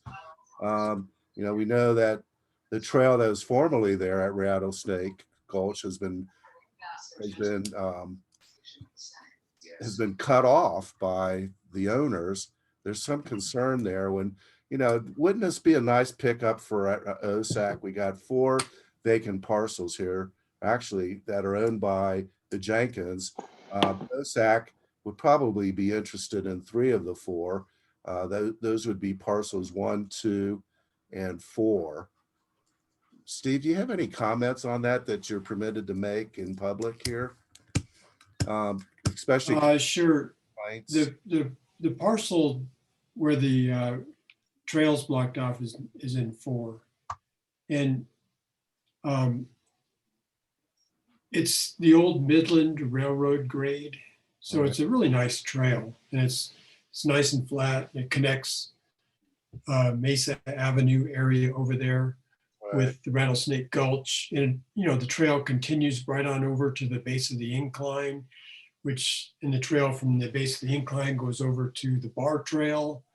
Now, years ago, it might've been 10 years ago or so, he had barbed wired it off again. And somebody let one of his horses go from that white barn you can see down there in number 3. There's no horses there anymore, but somebody let one of his horses go. And then I guess he relented and he took off the lock on the gate. So then it was open for neighbors to open and close the gate and go through there. And that lasted for about 10 years. And then this last summer, he's gone and put a huge padlock on the north side of the fence, so it's impossible to get through. And then he's barbed wired off pretty aggressively the other southern portion. So that's where it stands right now. And so the neighborhood, I mean, just about everybody that lives around there used the trail. And now we have no access to it. And I don't know why he did it. I haven't talked to him. I've heard there was vandalism. Well, that might have been. I think that's what the story is. There was vandalism at that barn, the white barn you can see down there in number 3. Right. But that's highly doubtful that it would be done by somebody from the trail. And you can get to the barn to vandalize it from anywhere. You don't have to come from the trail to do that. So that's not really a very valid reason. Yeah. So I think we need to get in discussions with Mr. Jenkins to find out if he'd be amenable to an easement or something. And just find out where he stands on it. Okay. I think it's worth pursuing. Does the city have anyone who's involved with negotiations or talks with Mr. Jenkins? I don't know him personally, although I do know that his son, Chris Jenkins, is also somebody to approach. And I believe that Corey Satella knows him. I don't know if he's still on or not. He might have some words to say. He is on if you want me to pull him over. Yeah, he'd probably be the person to talk to. Thank you, Steve. The chair recognizes Corey. And I can comment, Chris Jenkins, Chris is quite supportive of open spaces and trails, so he probably would be a reasonable one to begin dialogue with. And we are not in any sort of dialogue at this time with him. Okay. The Corey, city. Go ahead. Mike? Oh, is Corey there? Corey, the chair recognizes Corey. Corey, do you have a comment on the Jenkins parcels? Yeah, and I'll just let you know, I'll probably be sending a follow-up comment on the Iron Mountain Stairs discussion. Our organization has got some concerns about some comments that were made there, so we'll talk more about that. But as far as the Jenkins goes, yeah, I've known Chris Jenkins for about 10 years. He's a supporter of our organization. Actually was in contact with him recently, and he was asking to hear about some of the programs that we've got planned for 2021. And in my mind, this seems like a really great opportunity for us to engage with this. You know, obviously he can do whatever he wants. And if we have a chance to talk to him as a person. There's this characterization of him going up and stringing up barbed wire and he's a private property owner and people have been cutting across and he may have done it. His staff may or may not have done it. We don't actually know who did it. So like, please consider, he's a person too. So he owns his property. I think there is a good chance that we could negotiate something that I haven't specifically spoken to him about it yet, but I was planning to next time I talk to him. Why don't you, is the rest of the committee okay with Corey discussing this matter with Mr. Jenkins? I actually don't need a vote from the committee on that. So I don't think we need need to address that. I don't think we Let's need keep it- Medicine Wheel involved in our real estate deals. I think we need to keep this in Oh, then. not a real estate deal, it's talking about an easement, right? Well, it could be an acquisition as well. Or just access. But I know if you go back, actually, Christine, Nancy Fortune will know about this. But several years ago, Mr. Jenkins offered for sale these properties to the city. And at that time, he was talking about developing them. And there was some interest, or a lot of interest by some members of council to acquiring all of it, including the barn space and everything else for any number of things, event space, et cetera, et cetera. So there has been one go around with the city where prices were actually named on those parcels. And they were way prohibitive to what OSAC could But pay. maybe he wants to plat it and the city can take a dedication when he plats it. Exactly. So there are a lot of opportunities. The only other thing I tell you, Corey, is that the one thing and this is a trail in my neighborhood that I used to use constantly, and it's bumming me out, it's closed. But is that there would be significant tax advantages if they decided to donate parts or all of these parcels to OSAC. I assume he's really plugged in with that. I assume, but I'm just, it never hurts to remind people. Sure. You don't know what kind of tax year they're having or, Okay. anything else. Yeah, so I plan to continue my discussions with Mr. Jenkins, and I'd be happy to keep the committee updated as that happens. Solely on an individual level, of course. Thank you, Corey. What do you mean on an individual level? Well, you're not doing this in any official capacity or on behalf of OSAC. Let's keep it. Or Manitou, yes, correct. Let's keep this informal. Okay. Thank you, Corey, for your comments. We appreciate that. Okay, let's move on to the next topic. We actually do. Oh, what? Sorry, list shifted on me as I was trying to switch Corey. Okay.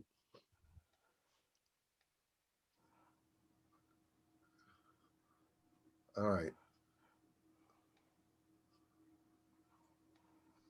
Are we good? Okay. So the next, there is one more parcel, and this came to light within the last couple of days. Steve Bremer knows about it. There was a listing on realtor.com. It was a 15-acre tract listed at $235,000. It's located just maybe west of the Jenkins properties. It abuts up on Colorado Springs properties. It doesn't really adjoin anything that we currently own. However, it's owned by the Mills. The family name is Mills, and I think they bought this property for $135,000 about 5 years ago, and now they're trying to sell it for $235,000. There's no improvements, it's land only, and as I said, it doesn't adjoin anything we presently own, but it does adjoin Colorado Springs property in the vicinity of the incline. So that's another possibility. I mean, we can make calls on that to find out any other specific information, but so I mean, I don't have a map on that. Do you have an address? We wouldn't have one. It would have just a parcel number. I can give you that. Hold on a minute. It's owned by, okay, hold on a minute.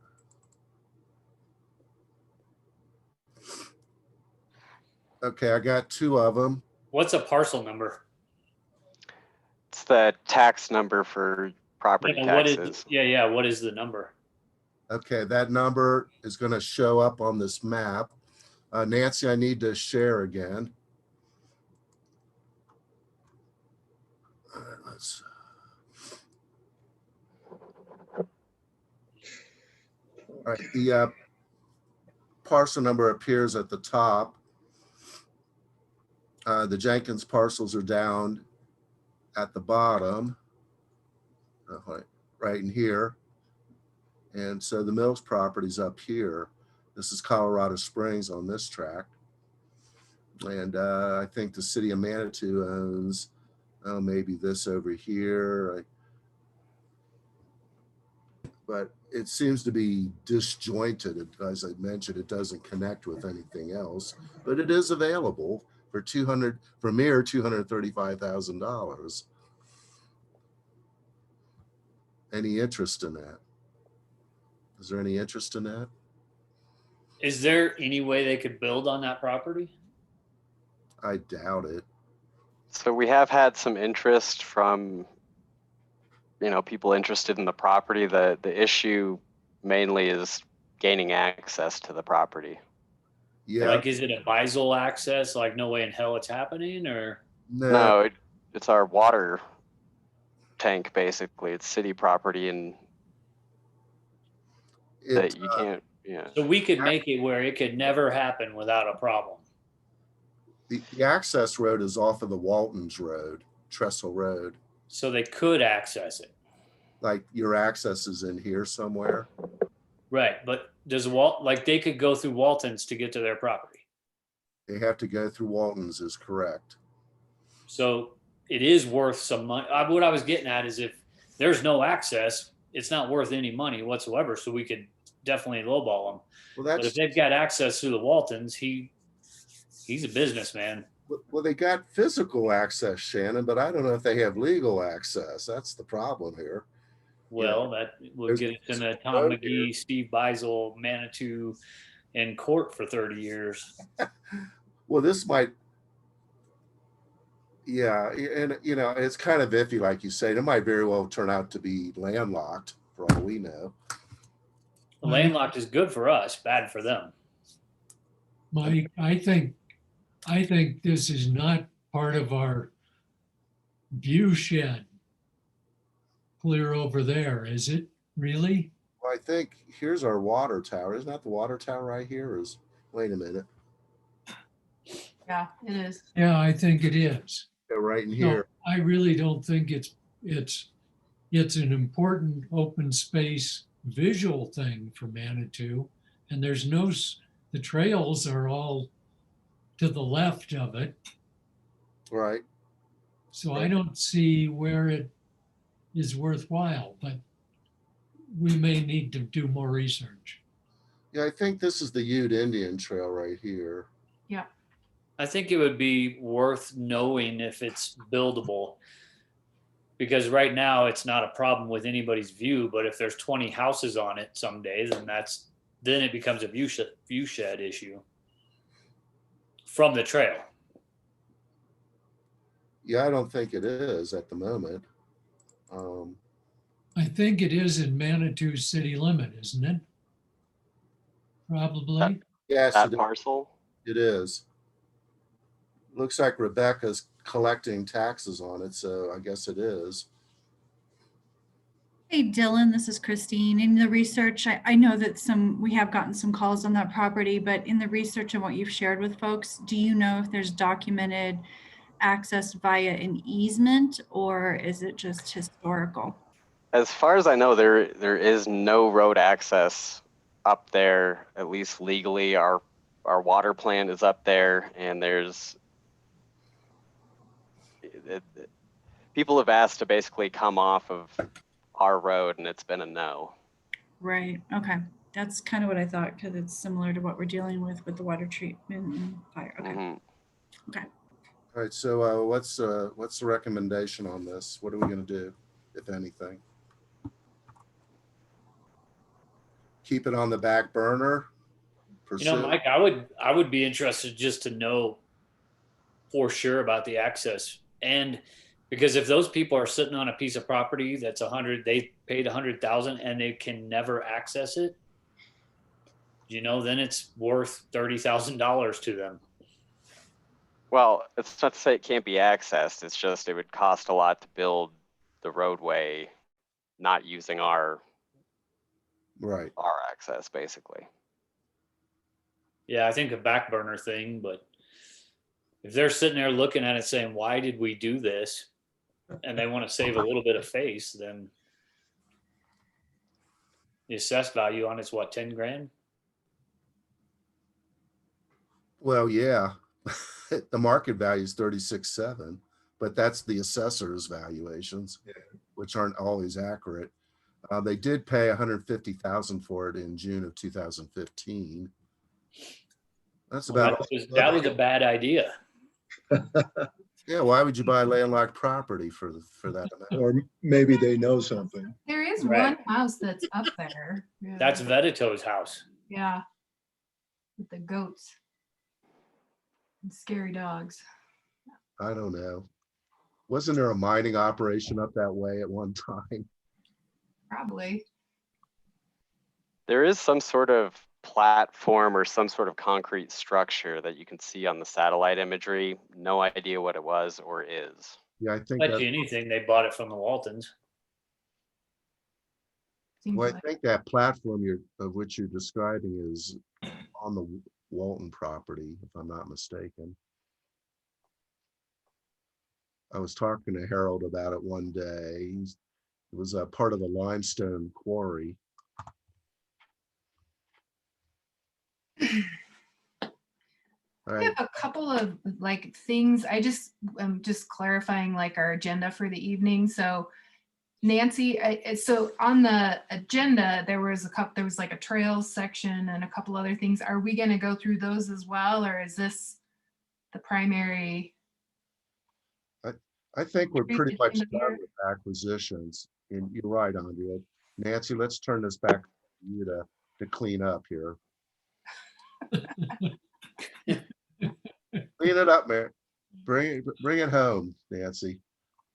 So I actually have a correspondence regarding the access to that property. Okay. If you guys care to hear it. Yeah. So for one, it has to be plotted. And as far as road and access to the property, the current access to the property is via the exclusive easement that is granted to the city of Manitou Springs to access the water treatment plant via Water Treatment Plant Road. This agreement also states the city shall provide access at all times for the Walton and Black, the grantees, and their assigns. This is understood as the city is providing the grantees and their assigns access to the exclusive access easement granted to the city. This easement crosses the property in interest, thus there should be access to the property. So Dorothy and Paul Black are the ones who used to own that piece of property. And they're related to the Waltons. So yeah, they have access to that property. Yep. And it looks like that agreement is found in book 3890, page 491. 3890, 491. Yeah. Okay. So that pretty much puts that piece of property out of our league. It makes it not a cheap property ever. Right, Dylan? I don't know. Depends who owns it and what they want to, what their situation is, I guess. But I'd imagine they probably aren't going to let it go, you know, for real cheap. Well, I mean, it sounds like they have access if they want it.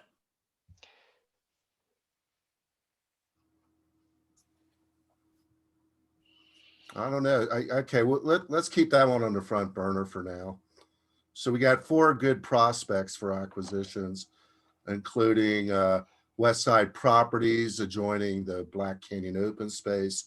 If the Creekside properties, the Mills property that we just completed our discussion on for 235,000. And then we also got the Jenkins property. So we got 4 good prospects here. What about the like bottling plant stuff? Yeah. Don't talk about it. I know, but should we keep that on the radar? And is that, Yeah, we'll keep it on the radar, but it's hard to establish that as a priority at this point. Well, I mean, couldn't we, I mean, I think we should have this as a default #1 priority, even if we don't have specific land. I think our #1 priority should always be land acquisition in the name of open space, even if we don't have something pressing. That doesn't mean the other priorities go away. I think by default, #1 should always be Right. land acquisition. Yeah, it's hard to establish one priority over the other. An acquisition is what it is. If an opportunity comes up, I think we have to grab it. some people had mentioned the Arroyo Stream area last meeting, just that was an area to look at for trail connectivity, and so I don't know, Nancy, maybe you were talking about it, or maybe Shannon, you were, just some property that I think is closer to like Highway 24. Anyway, I was just reading it in the minutes from last meeting, but trying to get some open space or land, like trail connectivity or something like that towards the schools, I guess, something like that. Anyway, Where is it, Andrea? it just briefly came up last meeting, and we were just talking about, do you know what I'm talking about? The Arroyo Stream area? No. Okay. No. It was a conversation, obviously I didn't quite follow, but I'm looking. Well, this is, while Andrea's looking, I want to point out something around purchases. Yeah. In the post plan, and also in our standard operating procedures, the city has charged us with coming up with how we prioritize land purchases. And we developed at one time various criteria for land purchases. One of them was maintenance of the view shed. One of them was trail connectivity, that kind of thing. And before we get any further down the road with talking about pieces of property, and now we're talking about pieces of property way off our any other open space, being contiguous with any other open space, or even close to any of our trails, we need to prioritize what our standards are going to be for land purchase and get that. I don't think it needs to be codified, but it needs to be, well, actually, if you look at our standing operating procedures that were adopted by the city, it asks us to specifically do that. And we are talking about all these different properties, most of which have no relation to the priorities we've talked about in the past. Yes, So, sometimes it's hard to establish priorities. well, no, we can establish about what makes a piece of property important to us as OSAC. And there can be several things. It can be trail connectivity. It can be preserving the Manitou view shed, but we don't need to buy property just to buy property, just to buy open space. There's got to be more of a reason for doing it than just that. Otherwise, we spend money on property that we have that the public doesn't have good access to, et cetera, when that's not really a good open space planning. So I would suggest, Mike, that you get on the agenda for the coming year, that we establish what our priorities are for purchasing open space.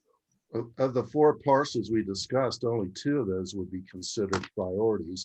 The 2 that are considered priority parcels already adjoin city lands. And plus, there's going to be some connectivity involving both of those parcels. Well, The other 2 parcels, we can just add to our dream list at this point.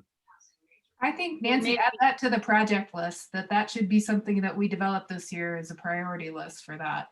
Yeah, and maybe priority isn't the right word. It's criteria for Or what even it, just find the old criteria that you guys had I established. think you could probably find the ballot language. Why the tax was voted on will tell you exactly why this organization was formed and what we're supposed to do with the money we got from it. She means like how to choose which land we. that's true, Shannon. But- That's there, but it's still not the criteria for choosing that. And there's some good direction in the post plan. And I think you're right, Nancy. I think we should talk about this, but we also need to think about the long game too. Just like they got Red Mountain buying silly little parcels of land 20 years ago that never would amount to anything. Right. And then 20 years later, they're all together and they're a huge open space. So that's going to be really subjective. And I don't. Well, but there was a plan there too, Shannon. But I mean, buying land, who is suggesting we buy land just to buy land? well, this last parcel that we just spent 20 minutes talking about in the middle of nowhere other than the city water treatment. That touches the Ute Pass Trail. Does it? Which is county. Yeah, it's the Ute Indian Trail. Okay, can we move on? Any more parcels? So what I was referring to, there was just a discussion on looking at a land dedication along the Arroyo stream that could be developed as a safe way to school kind of thing under Highway 24. Oh, Some talk of different landowners in there. yes. Oh, We already have the dedication there. Okay. And I'm gonna take that off. The one I haven't heard mentioned, and I don't know if this is under land purchases or not, but the Beisel property intersection there that we talked about, is that dead in the water for the trail for the trail going from the middle school up and joining Intamin? good question. Any There wasn't word on any that? update at all on that. Any word? I can simply say that we have not received any response, any correspondence back Okay. from them. Okay. Hey, Okey-doke. Nancy, I think you can eliminate number 6. We were actually talking about 15 acres. Okay, great. Okay. Right, so, So the only other thing I came up with was just whether there are other high priority projects from the trail maintenance spreadsheet. I just like, There are a couple projects that are on there that we designated as a level 3, meaning it's like a safety / can't get up through the trail thing. okay, So those could easily be, prioritized, but what are they, Andrea? Do you want to tell us, or I can look. I can just say level 3 projects? Yeah. Yeah, I mean, the stuff that obviously is causing dangerous situation. So some of those, and then we prioritize the ones that the youth corps were gonna do. And then there's, yeah, I think that good projects for this year would be to work on, organizing and having volunteer maintenance days happen, or continuing to work with who we're working with. And so I want to talk about the conversations and kind of the agreements that I've sort of put in motion with Remfi before the end of the meeting. So I'm not sure where to talk about that. What with Rimpy? So I've been working with them and I've had lots of meetings Okay. with Carl is the guy. Carl is the project manager. So they've given me some money, some costs. So they basically, after looking through lots of stuff, think that they can do 3 to 5 trail work days for in Manitou on the OSAC trails, or whatever we call them, the Manitou trails. And there's 2 prices. It can either be, so if it's 2 Remfi staff supervising volunteers for 5 days, that would be roughly $6,770. And then, but then they have what they call the stew crew, which is 5 RMFE staff, and there's no volunteers. And they would work for 5 days, and that would be $9,000. So we've been working to try and put this in place and hire somebody. So I've gotten that cost. Now, what I was asking earlier, it's like if RMFE automatically gets this $20,000 contract with the city of Manitou to do bar trail, like, do we need to put this out to a bid process? Because it's going to take forever to make that happen. So I don't think you necessarily need to go to a bid process, but I think if we have 3 just cost estimates, and we can call. Okay. I was looking at my notes since our last brief conversation earlier in the meeting. What would be comparable? I think that's an easy way to go. It doesn't have to go out for bid per se. We just have to have cost comparisons. Okay. So did I get this right, Andrea? Is it 9,000 for 5 workers? It's 9,000 for 5 RMFE trail crew people, no volunteers. The other price is for 2 RMFE crew leaders, and they will oversee whatever number of volunteers go. Now, she said that, COVID and all the 9 yards, right, is problematic with that right now. And that depending on the project, typically if it's their crew, they get more done. But so that's the thing. And, like we've gotten to the point where now we're doing walkthroughs and trying to identify which projects and how many days and all that kind of stuff. And I don't want to just string them along if we're not interested in actually paying for that maintenance work to happen. Right. And I'm supportive of it because I don't really see another pathway to having that maintenance work done. Other than, we have the Mile High Youth Corps stuff, and then maybe volunteer work days that maybe someone like me organizes, but that's really. Well, and then we have Manitou Trail Cats. Right. So Shanti and I are meeting to go through the trail list shortly here at the end of January to talk about like what projects they might be interested in doing. And it's really, what they want to do. That's how they roll. Okay. Yeah. So they pick their project. And they're willing to work with us. Like it's their community, it's their trails. They want to make them nice. But they definitely have certain projects that they orient towards for sure. Okay. So great. Yeah. Thank you. Thank you for doing that. Yes, thank you. So, any other potential projects? I'm going to write, this is not a things to get done. I'm going to add criteria for land purchase. And I think it's just something we can do in regular meetings this year. Okay, so. I have 3 more. Oh, okay, go. Yeah, they're fast, right? So one is just further signage, like small signs, like wayfinding kinds of signs, just to, especially not necessarily coming up with a whole new thing, but replacing some of the ones that are faded and whatnot. Do you have, can you give us an example of a place? Yeah, there's along the Intamin Trail, there's periodic trails, especially where there's junctions, like where the Red Mountain, obviously we have the big Red Mountain Trail sign there now, but just a couple of smaller, like old posts that just have like an arrow, that kind of thing. So we could talk about that details down the road, but that would be something to continue talking about. The second thing is Eagle Mountain Trail, is to establish that, or build a sustainable trail in that area, and then to take out all of the old campsites to rehab that area, and maybe look at that as a trail. Some of it, like, we're gonna have to probably build new stuff, but other stuff could just be rehabbed.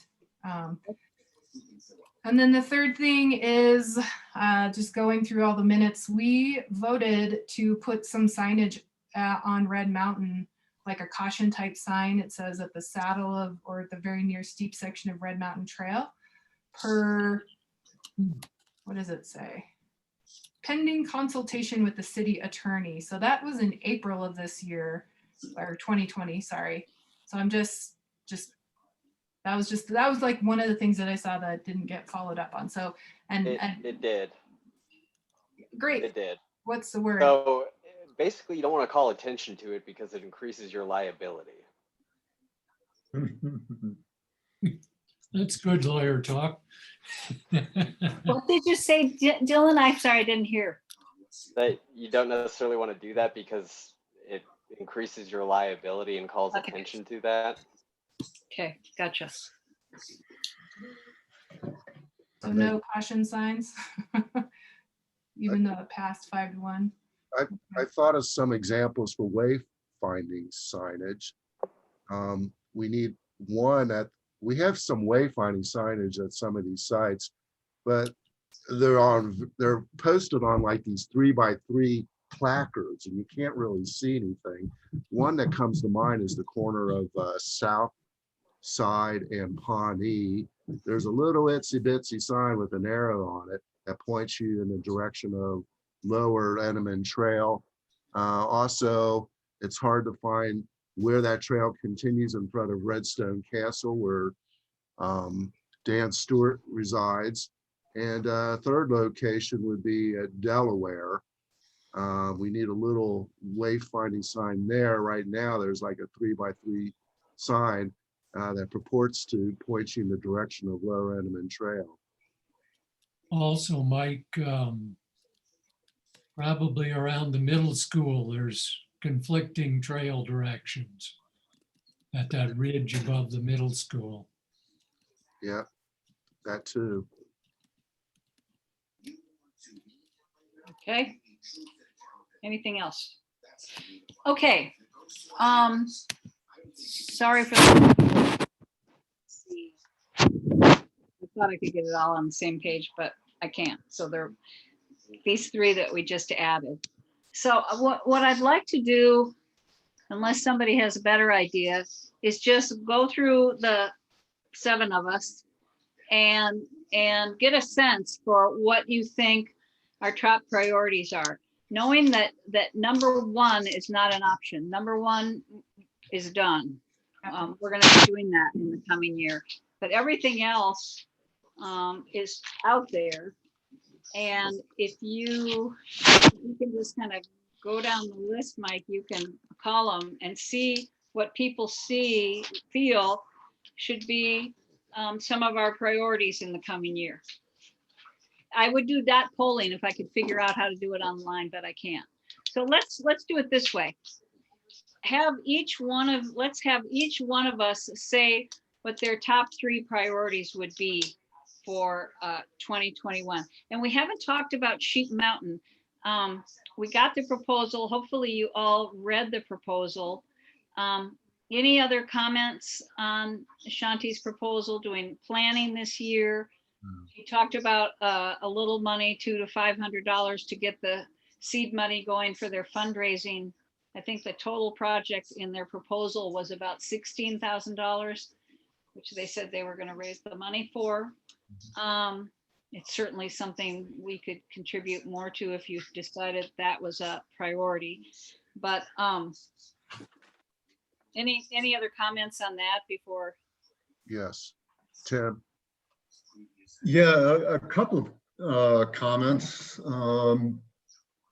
One, this is kind of being pitched as a easy trail for all levels and so on and so forth for mountain biking and whatever.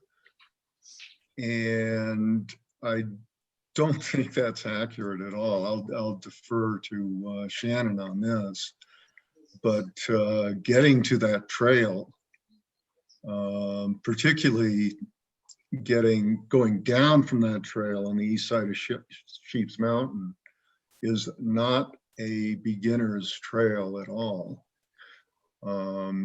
as far as a mountain bike goes. And I don't think the other side of that, I haven't been on it for a long time, going up from Manitou up to the top of Iron Mountain and down to where that trail takes off. I don't think that would be considered a beginner's trail either. So I think this idea is flawed, that's going to be this easy trail that everybody can use. And It was easier, or did he just say it was a sustainable grade more? no, he said it was easy. I forget the language he used, but it's, let's see if I've got something in here. I took some notes. But does it Tim, really, while you're looking at that for that, Tim, I mean, does it matter if it's easy? Like, I mean, it's like Red Mountain is not that easy, and I appreciate Yeah, that. well, how it's being pitched. yeah, it's a selling point. It is being sold that way in this. Well, you just I've been up on that ridge many times just because I like to, bushwhack now and then, and I don't see it as this huge wonderful thing co-equal to Iron Mountain and Red Mountain at all. It's just kind of a bump up there that's fairly insignificant. It's going to likely create some problems down low where that's a bottleneck down there on the trail running on the east side of Sheep Mountain. And I think we need to consider that.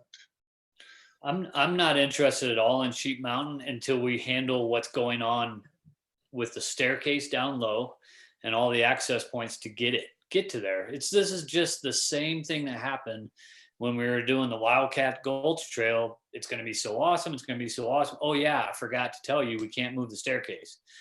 We still have access issues to make that a complete multi-use trail. The mountain bikers right now are not willing to carry their bikes. So let's solve that piece of the puzzle before we build something that's going to draw more mountain bikers to a defunct staircase. But Well, not everybody. but it's not, you're missing. the You point guys about it. said exactly that mountain bikers are making their social trails because a problem exists and we're not going to do anything about that. Those were almost the exact words. So we need to solve that problem down low before we bring more people to the problem we have. Let me add that the letter from the Chamber of Commerce for supporting talks about this being a trail for all levels of biking and hiking. I think that's pretty misleading. You get a lot of beginner mountain bikers up there. There's going to be blood and mayhem down at the bottom.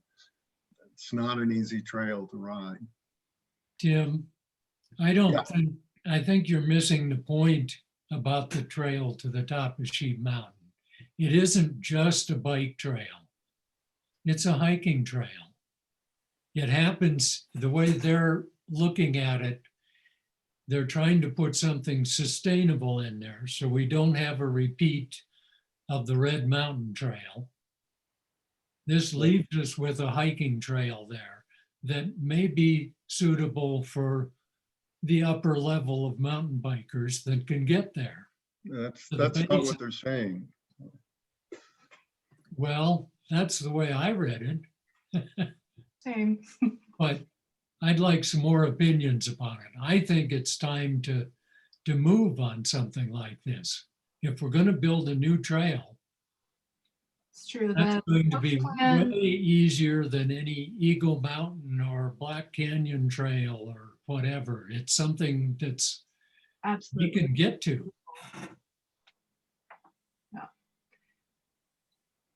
Yeah, I mean, I gotta say, like, I think it's nice up there. I don't have a really strong special feeling about Sheep Mountain myself. But I like hiking and I like the area. And I think that we are charged with helping put, trails into like building sustainable trails for the people of our community that want that. And I understand that not everybody wants that. And there are issues of, we need to consider like how it impacts, residents, that kind of thing, for sure.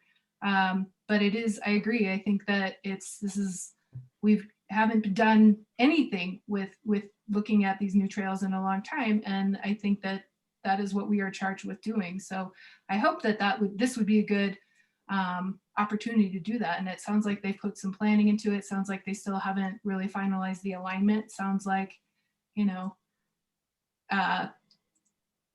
yeah, it sounds like they haven't planned like the full walkthroughs and all that stuff, which definitely, you know, we would hope probably be invited to be a part of. There's flagging all over that mountain. Yeah.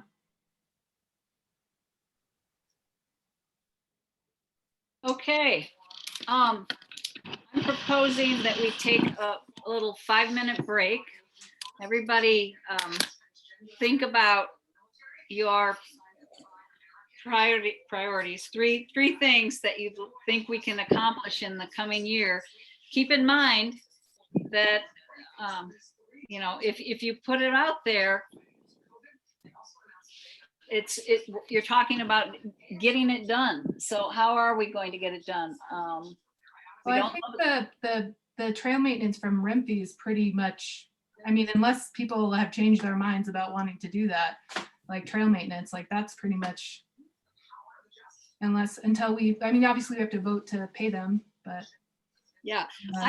But honestly, Andrea, I don't remember that, but I believe you that we had a discussion about hiring Renfee to do some trail maintenance.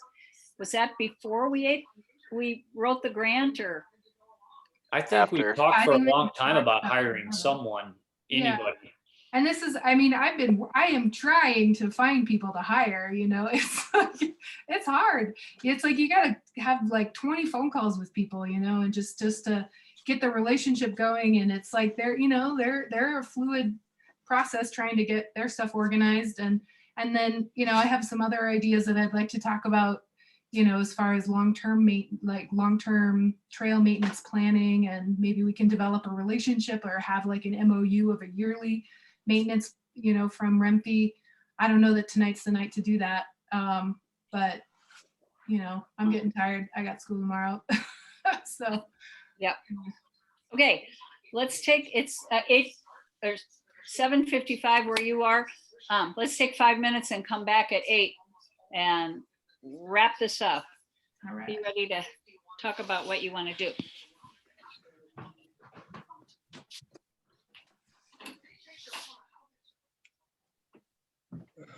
Art. Well, can I make one more comment about that Sheep's Mountain, and really about Iron Mountain again? Sure.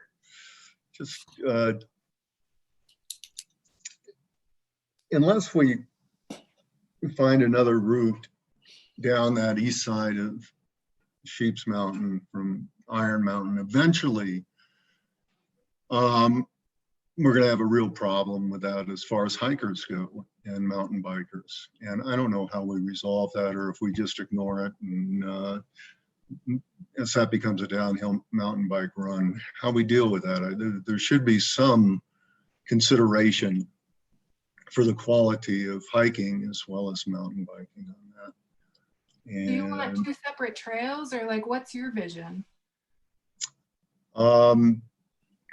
Yeah, I have a problem with what that vision would be. It's a difficult situation. As that becomes more of a downhill mountain bike run, and I suspect it will be, it's kind of what it's intended to be. It's going to become less and less of a quality. Intended to be what? Pardon me? I don't understand. Intended to be a downhill mountain trail? Well, it's intended to be a major mountain bike trail, yeah. I don't know what it is. And people aren't going to ride up that very often. It's going to be a downhill shot. You just mean through Wildcat Gulch? Yeah, right. Down through Wildcat Gulch from above, from where the roadway turns,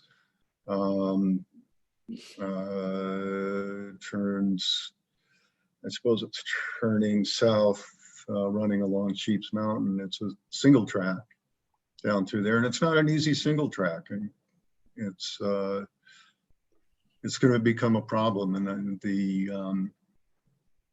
um, quiet enjoyment of a hiking trail is going to be significantly impacted. And I don't know if we can have a conversation about that or at some point. Sheep Mountain Trail is in the post plan. I mean, Well, look, the concept, if multi-use is just going to be a synonym for mountain bike trail, then the conversation is over. But Yeah. if the concern about the quality of the hiking trail is part of that, then that's a conversation we should have at some point. Yeah. Jim, about 3 years ago, we tried to put a totally different loop in there on Sheep Mountain on the south side of it. That would have been a whole lot of work to do and come out at Wildcat Gulch. But that's a much, much larger project than what we're talking about to go up to Sheep Mountain. Why? Yeah, I understand. So now we're going to put in a trail up there that's going to create. You're just concerned that a new trail will draw more people. Is it that's I'm the concerned that, yeah, it's going to draw a lot of people and it'll dump them out right down there on that single track trail if you're heading downhill. I don't know. I'm unclear why we can't solve the Iron Mountain, like the stairs at Crystal Park Road. Why don't we solve that problem before we go above it? Remember a couple years ago, we were on and on. What's that? Why can't we do both? Because you build it and they will come. We've already seen the extra people deteriorate our stairs, make road trails. Why don't we come up with a permanent? You don't care about that. As long as it's mountain bikers doing it, you don't care if they build the road trails and they destroy the environment. You're going like this. I don't understand the. Well, I think that the post plan has said that, like, I mean, I'm acting on this idea that, you know, the people of Manitou have come together to say, hey, this is how we would like to see, you know, the future of this community. And some people want, I mean, and a big priority in that post plan is that there are some new trails put in. Should we fix what we have before we? You don't. But it's kind of like the land acquisition. It's like some of them are long-term projects, some of them are short-term. It's you know, you can't just like say, no, we're not gonna, you know, talk to anybody about doing anything, you know, on these projects until we finish all this maintenance. And there is so little momentum to do the projects. We could say we'll do it after we finish this. No doesn't mean just because we say no right now, and I know Medicine Wheel has a problem with this. They don't need OSAC permission to do this. They need OSAC. They need us to suggest that we give them, you know, make a recommendation to the city that they pay, you know, some amount towards this project, but they don't need our permission. They 100% need our permission to build a trail on our land. No. Medicine Wheel doesn't need our permission to build a trail on OSAC land? They need permission from the city. They don't need permission from OSAC. We aren't the people who just get to make the decision. That's about as passive aggressive as it gets, huh? A new trail ever again in Manitou. And no one's saying that. I'm saying fix what we have before we build more. I think and we can do maybe it's Sheep Mountain happens 2 years from now. I don't understand the passive aggressiveness here. What? I don't get it. The city gets to say, not OSAC. No, I'm not saying you're. The proposal is what OSAC does. The only thing that we really are charged with doing is recommending to council if we should spend this tax that is collected on certain things. I don't think anyone is saying. I don't think anyone is saying that if we say no, it's not a priority this year, that means never. Just for the last couple of years, we do that. Okay. Okay. Well, I'm going to. This is hilarious. I want to see what I would like to make a motion. Actually, I mean, do you want to do the priority list, Nancy, and then? Yeah. Yeah, okay. I wanna hear from everyone. I wanna hear what your top 3 priorities are and see where we might have some consensus. So, Shannon, you wanna start? Well, I mean, is the number 1 with the youth corps, is that one of the 3? No, nope, that's gotta be done. So the only thing I'll say about that is that it will take a certain amount of, you know, brain space while that's all happening, to make sure that they're supervised and that they're doing the work we think should be done. But otherwise, you know, we've got the crew, we know what they're supposed to be doing, and that's it. So if you want to use it among your 3, go ahead. But you I don't think have that if I was going to make a priority list, I would say level 3 projects from the trail maintenance plan okay. would probably be way up there. I think B, C, and D should be wrapped into one, maybe like, I don't know what we would call it, but figuring out the staircase at CPR. Okay.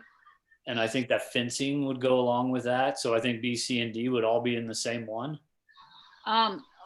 Okay, so figuring out a permanent there really are 3 different things there, though. We have the stair replacement that Tim's been talking about.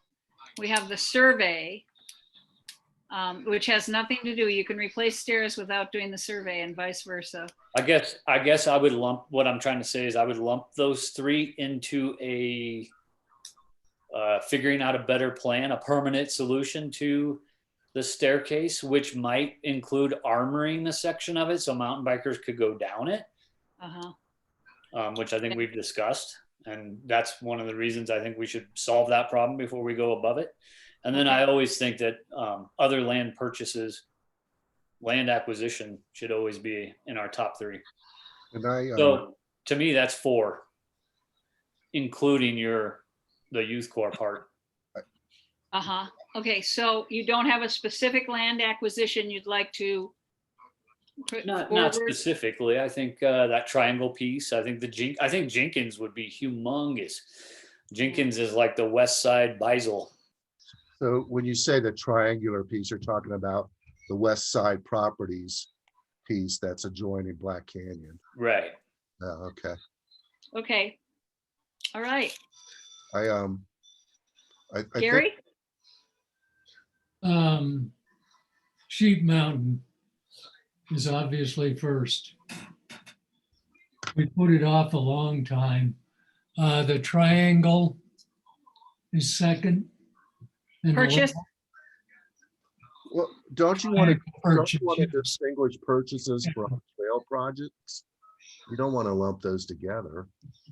That was what Nancy was doing, right? Nancy, are you distinguishing acquisitions from trail projects? Because they're 2 different animals. No, we're just talking about priorities for the coming year. All of them. Including both. All of them, And yeah. I would do level 3 as a third thing. Okay, so I have Sheep Mountain first, triangle purchase second, and level 3 trail work. Okay. All right, Mike. Yeah, I like to distinguish the difference between acquisitions and trail projects. You know, you have to really prioritize both categories. And if I were prioritizing acquisitions, it would be the west side properties, the triangular piece, and the Jenkins property. Those would be my top 2 acquisitions. And then on the trail side, it would be the Sheep Mountain, the Crystal Park Roads stair project, and any other project. I guess like Shannon mentioned, you know, you almost have to pair B, C, and D together. So, you know, I want to treat that as one project as well and prioritize it. The third one would be the Black Canyon roadway easement. The Black Canyon what? The Black Canyon 60-foot wide road easement that needs to be surveyed. The survey. Okay. And I also I kind of like Andrea's suggestion about about Eagle Mountain. You've used more than your 3, Mike. Yeah, I put two acquisitions and 3 trail projects. Okay. I can't see everybody. Who am I missing? Tim? Yeah. I would say again, B, C, and D, lump those together and get that taken care of. B, Would be- C, and D. So we're gonna call that the stairs CPR solution. Yeah, that'd be one. I think the Black Canyon survey would be 2 for me, and the high priority maintenance projects. 3. Level 3 maintenance projects. And then do we now get to pick out purchase options as well? No, just Mike just to do that. But I see his point. We'll go back. We can go back. Sure, go ahead. Give me your purchase. Oh, the triangle property, and then what was it? What did I have? The triangle, Jenkins property. Yeah, the triangle and Jenkins would be the 2. I don't really care what order that's in. Okay. Probably put Jenkins first. That's been a thorn for a long time. Jenkins first. Mhm. Okay. That's a purchase. That's a purchase. Okay, Gary, what are your? You have the triangle purchase. Oh, you're gonna do another purchase? Or you can add to your. Well, I guess I would add the Jenkins. Okay. Okay. Don't forget to ask Amanda. Shannon. Triangle and Jenkins. Okay. Who else? Amanda. Amanda. So my 3 priorities, I think we can start with, before we recommend any new trails, make sure our current infrastructure can support those trails. So I would say lumping the B, C, and D together, solution for Wildcat Gulch. Okay. Level 3 projects, and also land acquisition. Those would be my 3 priorities for the year. What acquisitions would you put first, second? I think just generally like looking for criteria for land purchase, and then I don't really know what else besides the ones that we've talked about are on the table, but my one purchase I think would be the triangle piece for Black Canyon. The triangle, okay. Okay. Anything else? Am I the only one left? Did we get Andrea? Yeah. Oh no, Andrea, sorry. Yeah. Well, for trail stuff, I would say continuing the trail maintenance. So I would say the level 3 projects and just general, all the trail maintenance. And then Sheep Mountain. And then I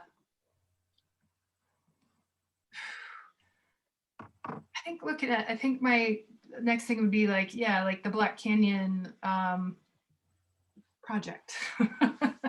Like, survey. Whatever needs to happen to get that, Yeah. used. I think the survey is the first step. Yeah. So yeah, I mean, I like all the other stuff. I do think that we can do all of these projects throughout the year, but it is good to prioritize for sure. Okay. and purchases?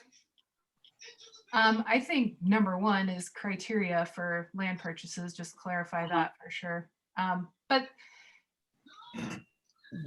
I like them both. I would love both of those. So I guess I'll say the Jenkins properties just because right over here.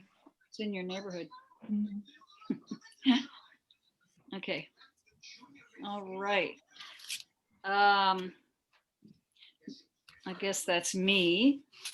I'm struggling.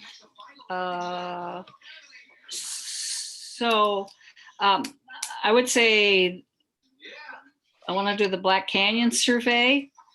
I want to do level 3, the level 3 projects. And by the way, we can hire Rimfee to do those. If that's, I mean, I don't know what they are, but we haven't talked about, we Right. haven't talked any about It can absolutely overlap.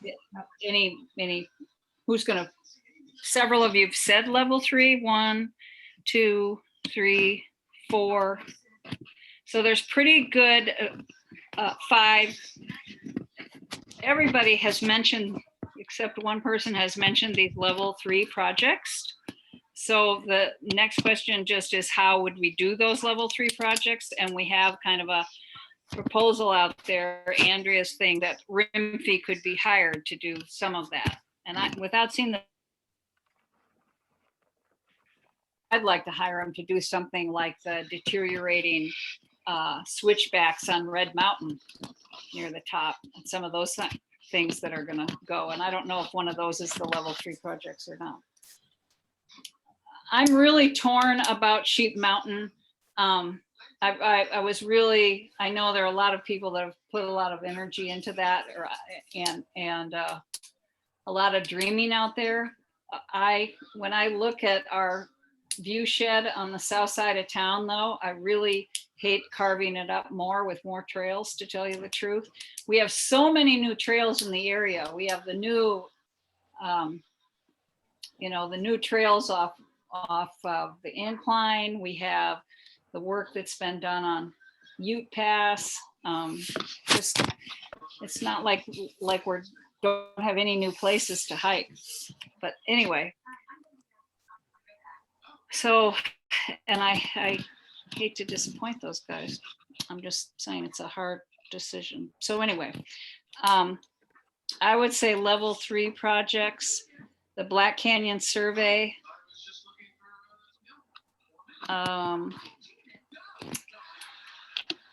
And it would be fabulous to purchase the Triangle and the Jenkins property. So looking at what everybody has said, there seems to be some consensus on level 3, and we have specifically Gary, Mike, Andrea have all put Sheep Mountain in their top 2 trail projects. That's the one thing it seems like we might have to take some action on tonight if people, at least that's been requested. I can look at everything else here. It's just hard for me to do it looking at them at the time. But what emerges, like I say, is level 2 does. So do the stairs. Looking at a solution, everybody wants to take the stairs, combine them, B, C, and D. And we can do that. So it sounds like we should continue to look for a solution on the trails or the stairs and access at Crystal Park Road. And people overall are interested in purchasing the Triangle property and Jenkins property. You realize that if we get a price on something like Jenkins, it could be huge. It could also be our whole budget. Okay. So that's what I see. I've kept track of what everybody said as you've gone down your priorities. And those are what emerges.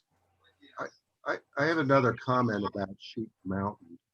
You know, we're not being asked to construct a trail this year. However, we are being asked to look at this as a long-term project. This is a year that we should start planning if we consider it a long-term project. I think we are asked to expend maybe $200 to $500 for the purpose of planning. And, you know, might be a good investment as a long-term project at this point, but not necessarily a short-term fix for anything. Well, they say pretty specifically planning this year, building next year. I Correct. can't imagine. Just as specific as it gets. Yeah, yeah. I can't imagine approving this and then thinking that we're not, you know, that we're not in it for the plan and the build. That would be terrible to pull the rug out from under them after saying, go ahead and plan. I think we have to take that as one project. So the one thing we could do to put an end to this is, Mike, you could entertain a motion to approve the Sheep Mountain project, because that's the one that has to be decided on tonight. Okay. Do I need to make a motion too about the REM fee stuff? Like, do I need to make a motion so we can say, yeah, we intend to? Are they waiting Amend the for us for council the to- schedule, Andrea? No, like, so basically I'm at the point of saying, yes, we're hiring you. No, we're not, but we have not specifically identified the projects they'll work on. So it's kind of like, you know, like there will be a more detailed proposal is what. Well, that's what I'm saying though. Are you saying that we do need to let them know we want them for a week of work or whatever? Yeah, yeah. And I just want to, I don't want to go through this whole process if we aren't intending to use them. You know, and they will, once we go and do the walkthroughs and really, you know, identify which projects they can do within that time frame. Right. Because that's really the kind of the trick. Because I'm like, great, can you just do all the stairs, you know? And so they're gonna really help kind of work on that. So well, and we also want to. So do you want to wait till I get like, say, yeah, okay, here's the plan. We're going to go for 3 days. It's going to cost this amount, and they can actually have an invoice. I mean, no, I mean, before they do the work, not an invoice, a more Right. detailed proposal. So the trail, the 6,670 was for 2 crew leaders to supervise a group of volunteers for 1 day. Who we need to get, yeah. For 1 day, and the other No, was 5 days. These are both for 5 days. oh, both for 5 days. Okay, so 5 days of trail crew supervision, or 5 days of 5 RIMFE people, right, doing trail work. Okay, for $9,000. So yeah, I understand we don't need to do the specific projects now at all. You just need to be able to tell them, yes, we're going to hire you for 5 days at this rate, or 5 days at the other rate, or 10 days or 15 days or whatever. Well, they can only do, they said 3 to 5. So. Oh, okay. So they could only do one of those. So Right. basically we're talking about, so if we were to do the supervision piece with 2 trail leaders, that means that we or someone has to organize volunteers and get volunteers to work with them. Yeah. Right. Okay. Which I think is doable. I mean, Okay. we would need a volunteer to do that, and we would also probably need, I don't know what, some ads in the paper and publicity. And just remember COVID. right. Yep. All right. Okay, so there you go. Okay. Did we decide, do we need a motion for rent fee? So we need a couple things. We need a motion around RIMFE, and we need a motion around Sheep Mountain. All right, let's cover Sheep Mountain first. Does anyone want to make a motion to approve an expenditure of money for the purpose of planning the Sheep Mountain Trail? Is that what we're looking for here? Well, I think, no, you're giving the go-ahead and you want to include the money. Okay, But so to proceed with the Sheep Mountain project and whatever you want to call it, a seed money for the project. I will make a motion. This is what I came up with. I will move to allocate, I put $200, open to conversation on that, to a new project to construct a multi-use non-motorized trail to the top of Sheep Mountain, conceptually similar to the proposal made by the Cats. okay, Second. all right. Any further discussion? And Andrea, would you mind rereading that motion, please? Yeah, let me just, okay. I'll move to allocate $200 to a new project to construct a multi-use non-motorized trail to the top of Sheep Mountain, conceptually similar to the proposal made by the Cats. All right, that's our motion. We have a second on the floor by Nancy. Any other discussion? Okay, all in favor of the motion, please raise your hands and indicate so by saying aye. Aye. All right, let's see. We got 1, 2, 3. Okay, we got three in favor of the motion. All opposed, please raise your hand. 4. Okay, the motion is rejected. Wow. 4-3. Okay, now we have the hiring Rimpy. Anyone wants to make a motion relative to hiring Rimpy for 5 days, either to supervise a group of volunteers or to do the work themselves. And the costs are $6,670 and $9,000 respectively. So moved. Got a Can motion. you, wait. I need a motion. Yeah, What is let's, the motion? Oh, I thought Nancy just said it. Yeah, please, can you? Which is it though? Which one? The supervision or do the work themselves? Could we just authorize Andrea to say we're going to hire them? We don't know what we want yet, right? We don't know what the COVID problem could or could not be. Could we just say, hey, Andrea, you could tell them we want them? Because I mean, I think our big thing will be volunteers and COVID, right? So do you want to restate the motion, Shannon? Withdraw. Yeah, I get, Withdraw. Could we make a motion that says we're going to go for the higher number, and if we can do it with volunteers, then we'll do that? What do you need to tell them, Andrea? I just need to tell them that, yes, we're going to go ahead and we're planning on hiring them and everybody's cool with it. And then they will give us an actual amount. And then that's what I can, you Do know. we have to tell them specifically if it's volunteers or their crew? Yeah, we need to decide. It could come down to to them saying, hey, we're not even going to run the volunteer crews. They currently are planning on doing that. It's different than their normal setup, but yeah. I'd So be down maybe for the hiring motion your could be- crews. If you get more work done in the 5 days, I would say go for the crew, but And that is the impression that I get from conversations. You know, obviously it varies on the project. Sometimes it's nice to just have a whole huge amount of people, but they said that, you know, they get a lot done and they're probably like ninjas. So I would make a motion to direct Andrea to tell them we want to hire their crew of 5 for 5 days. Second. Okay.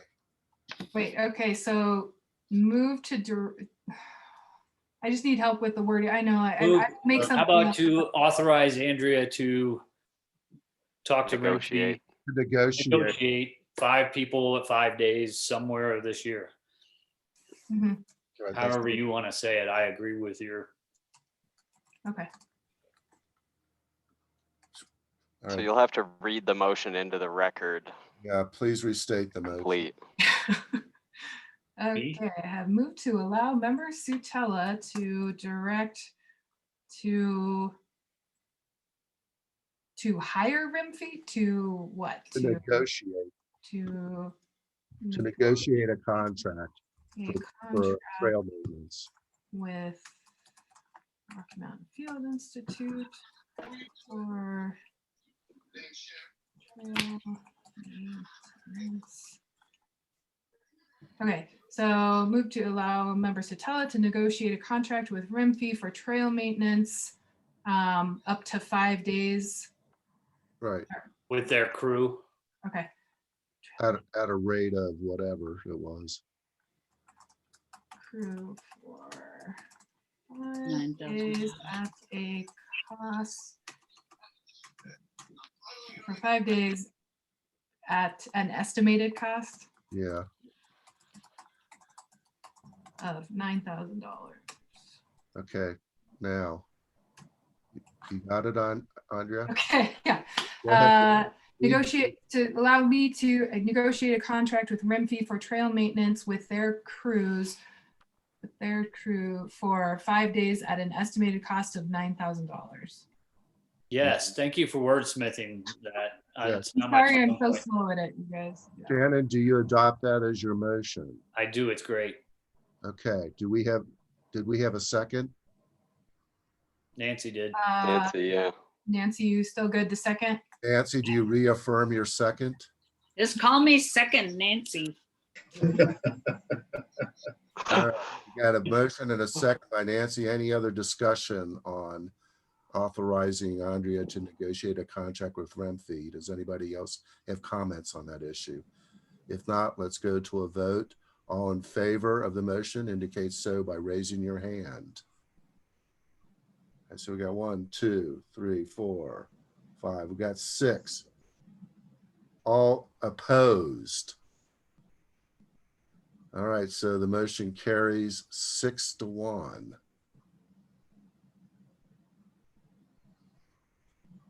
Okay, we have one other thing that we have possible consensus here on. Several of you mentioned Black Canyon and the survey. 1, 2, 3, 4, 5. Do you want to authorize Mike to go ahead and contract for the survey of the Black Canyon easement? Yes. At a Yes. cost not to exceed- Sorry, I wasn't processing. What's the motion? There is no motion yet. I'm Oh, just sorry. asking if anyone wants to make a motion authorizing Mike to hire To hire or not to negotiate. exceed $2,000. Right. Is that one of our priorities or like what's? Yeah, it came up in 5 different people's lists. Even if it wasn't on my list, I think it is worthwhile doing. So it wasn't in my top 3, but I would strongly back it. Yeah, I'm just looking at things that we might be able to move ahead on tonight. So Who wants to make that motion?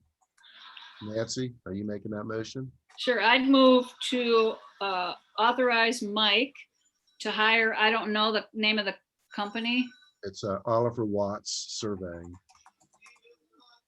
Aquawatt survey for the Black Canyon easement not to exceed $2,000. Second.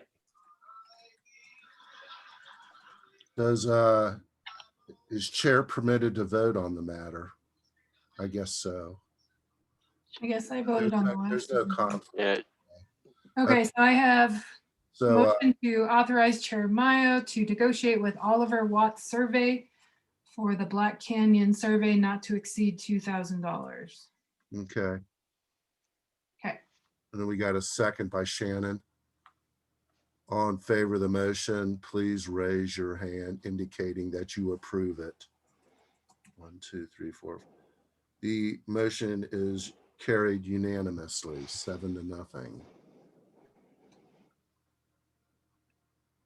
Okay, so we've actually checked off a few things on the list. we're getting a good start.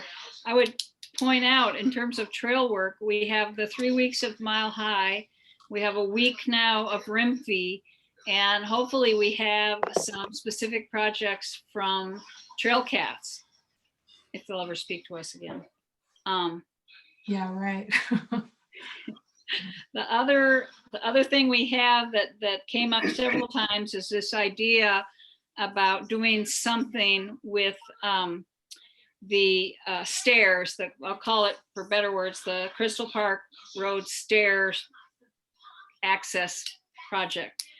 And specifically, there was the suggestion of doing a survey, replacing current stairs that are rotted or worn out, and also looking at a long-term solution. Is there anything in that list that you think we could proceed with now that wouldn't interfere with a long-term solution? Nancy, I think we could see if staff could find that survey. I don't know if is that a staff thing, Dylan or Mike, who could find if there is a survey on record? It's a subdivision plat. Yeah. I thought you said there might be a survey somewhere in a record somewhere, not in the box. If there's an easement, we might be able to locate an easement. Can we look for that just for the heck of it? Yeah, I actually have it on my list here. Okay. I got it on my list too, Dylan, so later. That seems like a low hanging fruit on that one. Okay, so do that. How about replacing the railroad ties that need to be replaced in terms of maintenance?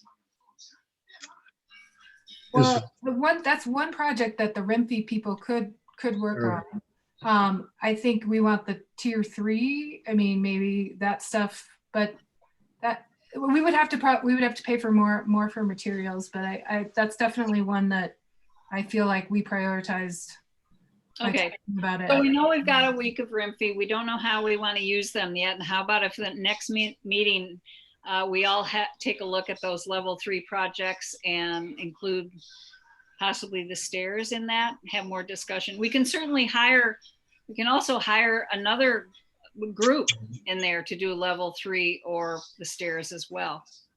So Do we need a subcommittee, a trail or open space subcommittee to look at those? We could talk about that at a subcommittee unless everybody wants to be a part of it. Yeah. So either a trail subcommittee or Mike add it to an agenda for next meeting. I can ask Steve Moll if he would be, if those stairs are in his scope of work, scope of practice, if you want. Whose work? Steve Moll, he's the guy who built that fence over there. Oh. I could just ask him if that's in his scope, just so we know, because it would be nice if. That would be awesome. Yeah. Anybody that will do that work, any trail work, if they will do it, like, because Timberline, they do trail work too. I don't think he's going to be building trails or doing trail, but stairs I think are more up his alley. So I'll ask him. Okay. Yeah, landscapers do stairs. So thank you for asking that. So then the other thing this is for future agenda item, Mike, that came up with a couple people, is developing criteria for land purchase. I got it down. Okay, great. That pretty much, so then the other thing are purchases, and the two things that that appeared high on that priority list were the Triangle property associated with the Black Canyon property and the Jenkins property. So what are the next steps there? Well, the Jenkins property is what Steve Remner and Corey and those guys have been chatting too. So okay, so we'll see what we hear from Corey, and the other thing is Aside. Mike, are you going to research the Triangle property? Yeah, I could call the interested parties. We have to contact the owner of record, who is West Side Properties LLC, and also the holder of the certificate of tax lien. So I mean, you basically okay. You got two parties with whom you're negotiating on Okay, well, you've gotten a lot done tonight, believe it or not. Are there anything else? So we've got an answer on Sheep Mountain. We've got an answer on Rimpey. We've got some marching orders on Black Canyon. We know what our priorities are for land purchase unless something else comes out in the meantime, and we're researching that. Anything else burning anybody's brains at this point? No, in my stomach maybe, but not my brains. I think it's important to talk about the Sheep Mountain thing though. I mean, so is this us we just decided that we just voted that we don't want Sheep Mountain to happen? Or is it more just Right like now. we want other things? Okay, that's just, I just don't want to keep, pushing it out because that proposal is for it to be built in 2022, so then it's just like, if you don't want the trail built at all, I think we should say that. I don't think we should say like, yeah, well, if we finish this ever, then maybe we'll do that. It's just, I think it's not fair to Shanti. I don't think it's fair to people who've put a lot of time and effort into it. I don't think it's fair to the people of Manitou that have put it in the post plan. It's Okay, I'll start. I don't think I want it built at all. Okay. I think we've got trails on both sides of us, significant trails. Not legal trails. Yeah. I think, we've got Red Rock's open space with lots of trails and lots of stuff. We've got more developing over by the incline and Bar Trail. We've got new trails coming in to Bar.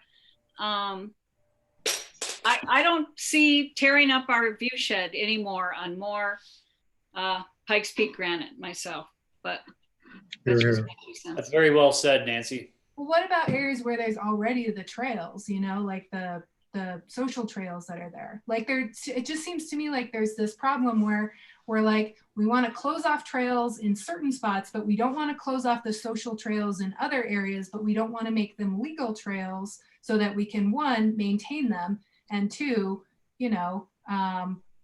use them without we do need to close getting shot, We do need to close social trails. Absolutely. I mean, I feel like I gotta go, guys. You guys have a good night. Thank you. Thanks, Shannon. Shannon. All right. I don't know if we're going to decide anything on Sheep Mountain this evening. There's no Well, decision. we already did. We already voted on Well, it. we decided we're not going to give them $200 This year. money for it. Right. It So, doesn't mean that they can't build it. Right. It's true. it seems It is certain in the post plan. No. We voted against supporting that project. that's right. That was I will read to you what it says. Move to allocate $200 to a new project to construct a multi-use non-motorized boy. trail. So that's Well, we can see where this is going now. This is going to be brought up at every meeting from here on. Well, that's okay. Well, maybe it should be. Yeah. Maybe we should. I mean, that's the way advocacy works. Yeah. Exactly. Let's table any discussion as to whether we cancel the project altogether. Well, it's not our, we can't Well, do that. we voted already on allocations, denying allocation. There's nothing precluding this topic to be brought up again. It happens all the time on this committee. Projects come and go. Okay. I mean, look how long I've been trying to get something done on Eagle Mountain, that gets rejected every year, so. We will. Well, Okay. I mean, I mean, are we doing what we're supposed to be doing? Are we good? That's just my question. I just feel like there's issues with OSAC not doing what we're supposed to be doing, so. Well, I think one of our main charges in the post plan is trail maintenance. And I think we're making. Well, they are prioritized. Sheep Mountain is in the post plan. There are specific trails in the post plan that we have not looked at all. Last year it was awesome how I thought, we went through the post plan and said, yes, these are the things that the city is looking for us to provide leadership for. And, and just be reminded of that. And instead of, we're like, oh yeah, I don't know. I'll stop. I'll stop. Well, I think, we're trying to solidify our position on some of these trails that are being ill maintained. We need to fix, our ship first before we sail onto a new endeavor.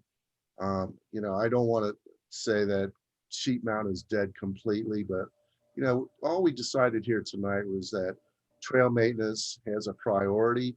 We're still in the business of maintaining what we have. And however, I want to also add that it does not preclude the possibility of new trails in the future. Ever. Yeah. Well, I think that we could do also a better job of really working with like El Paso County. They're the ones that have actually been working and building on the trails, and same with Colorado Springs. They're the ones that built the Northern Return Trail. Who is Andrea? Colorado Springs built the Northern Return Trail. Uh-huh. El Paso County does the Ute and Ute Pass Connector, just like if they're going to be the ones that build the trails in this region and not OSAC funding, then, maybe we could do a better job working with them. Yep. Well, they're a lot bigger.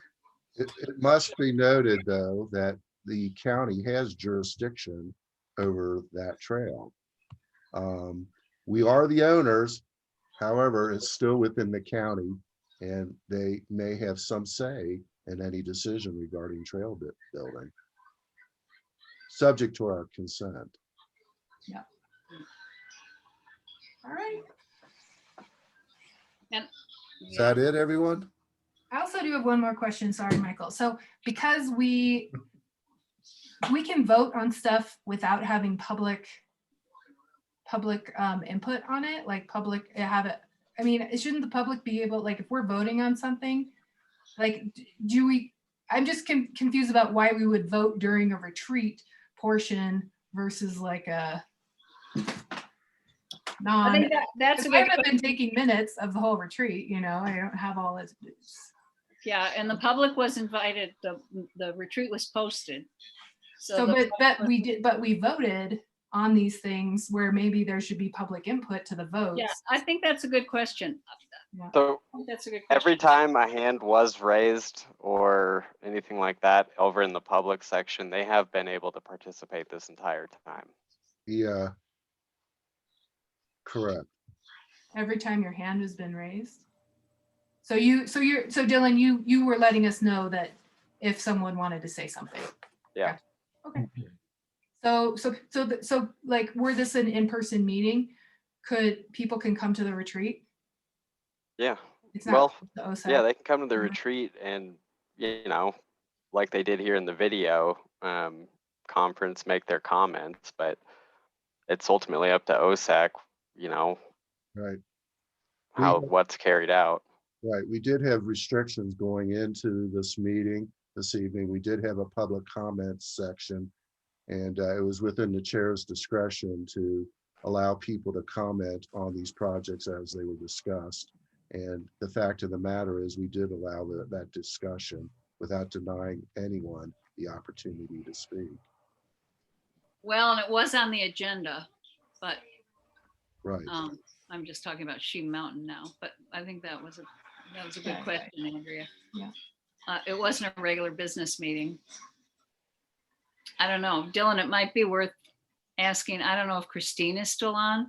It wasn't actually my intention to take any formal votes, but Shanti was adamant about us deciding that tonight. So I don't know what else we could have done.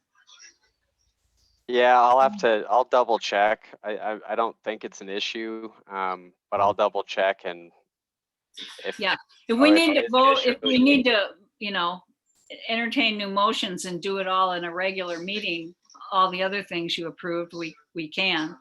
Yeah. But they wanted a decision on Sheep Mountain tonight. Yeah, I think we had the right to vote on it. This was a regular meeting that included a retreat. And Andrea, you wanted a decision on Renfee. Yeah, I don't want to string them along anymore. Yeah, so. Yeah, no, I'll double check. It's really just a clarification thing. Thanks, guys. Yeah. Thanks. I'm done, Mike. Are we done? All right, Yep. thank you, everybody, for your patience and I'll write this up. working overtime tonight. So have a good evening, and we'll meet again on the fourth Monday of February. Thank you again, everyone. Nancy, thank you especially for once again conducting an excellent retreat and direction and giving us direction over Thank you, our, Nancy. over our goals for the next year. Thank you. Okay, All right. hope Good night. Space Expo's tomorrow. Yeah, stay warm, everybody. All right. See you We're gonna guys. have Have a 100 good inches evening, of- everyone. Night, everybody. Bye. Bye.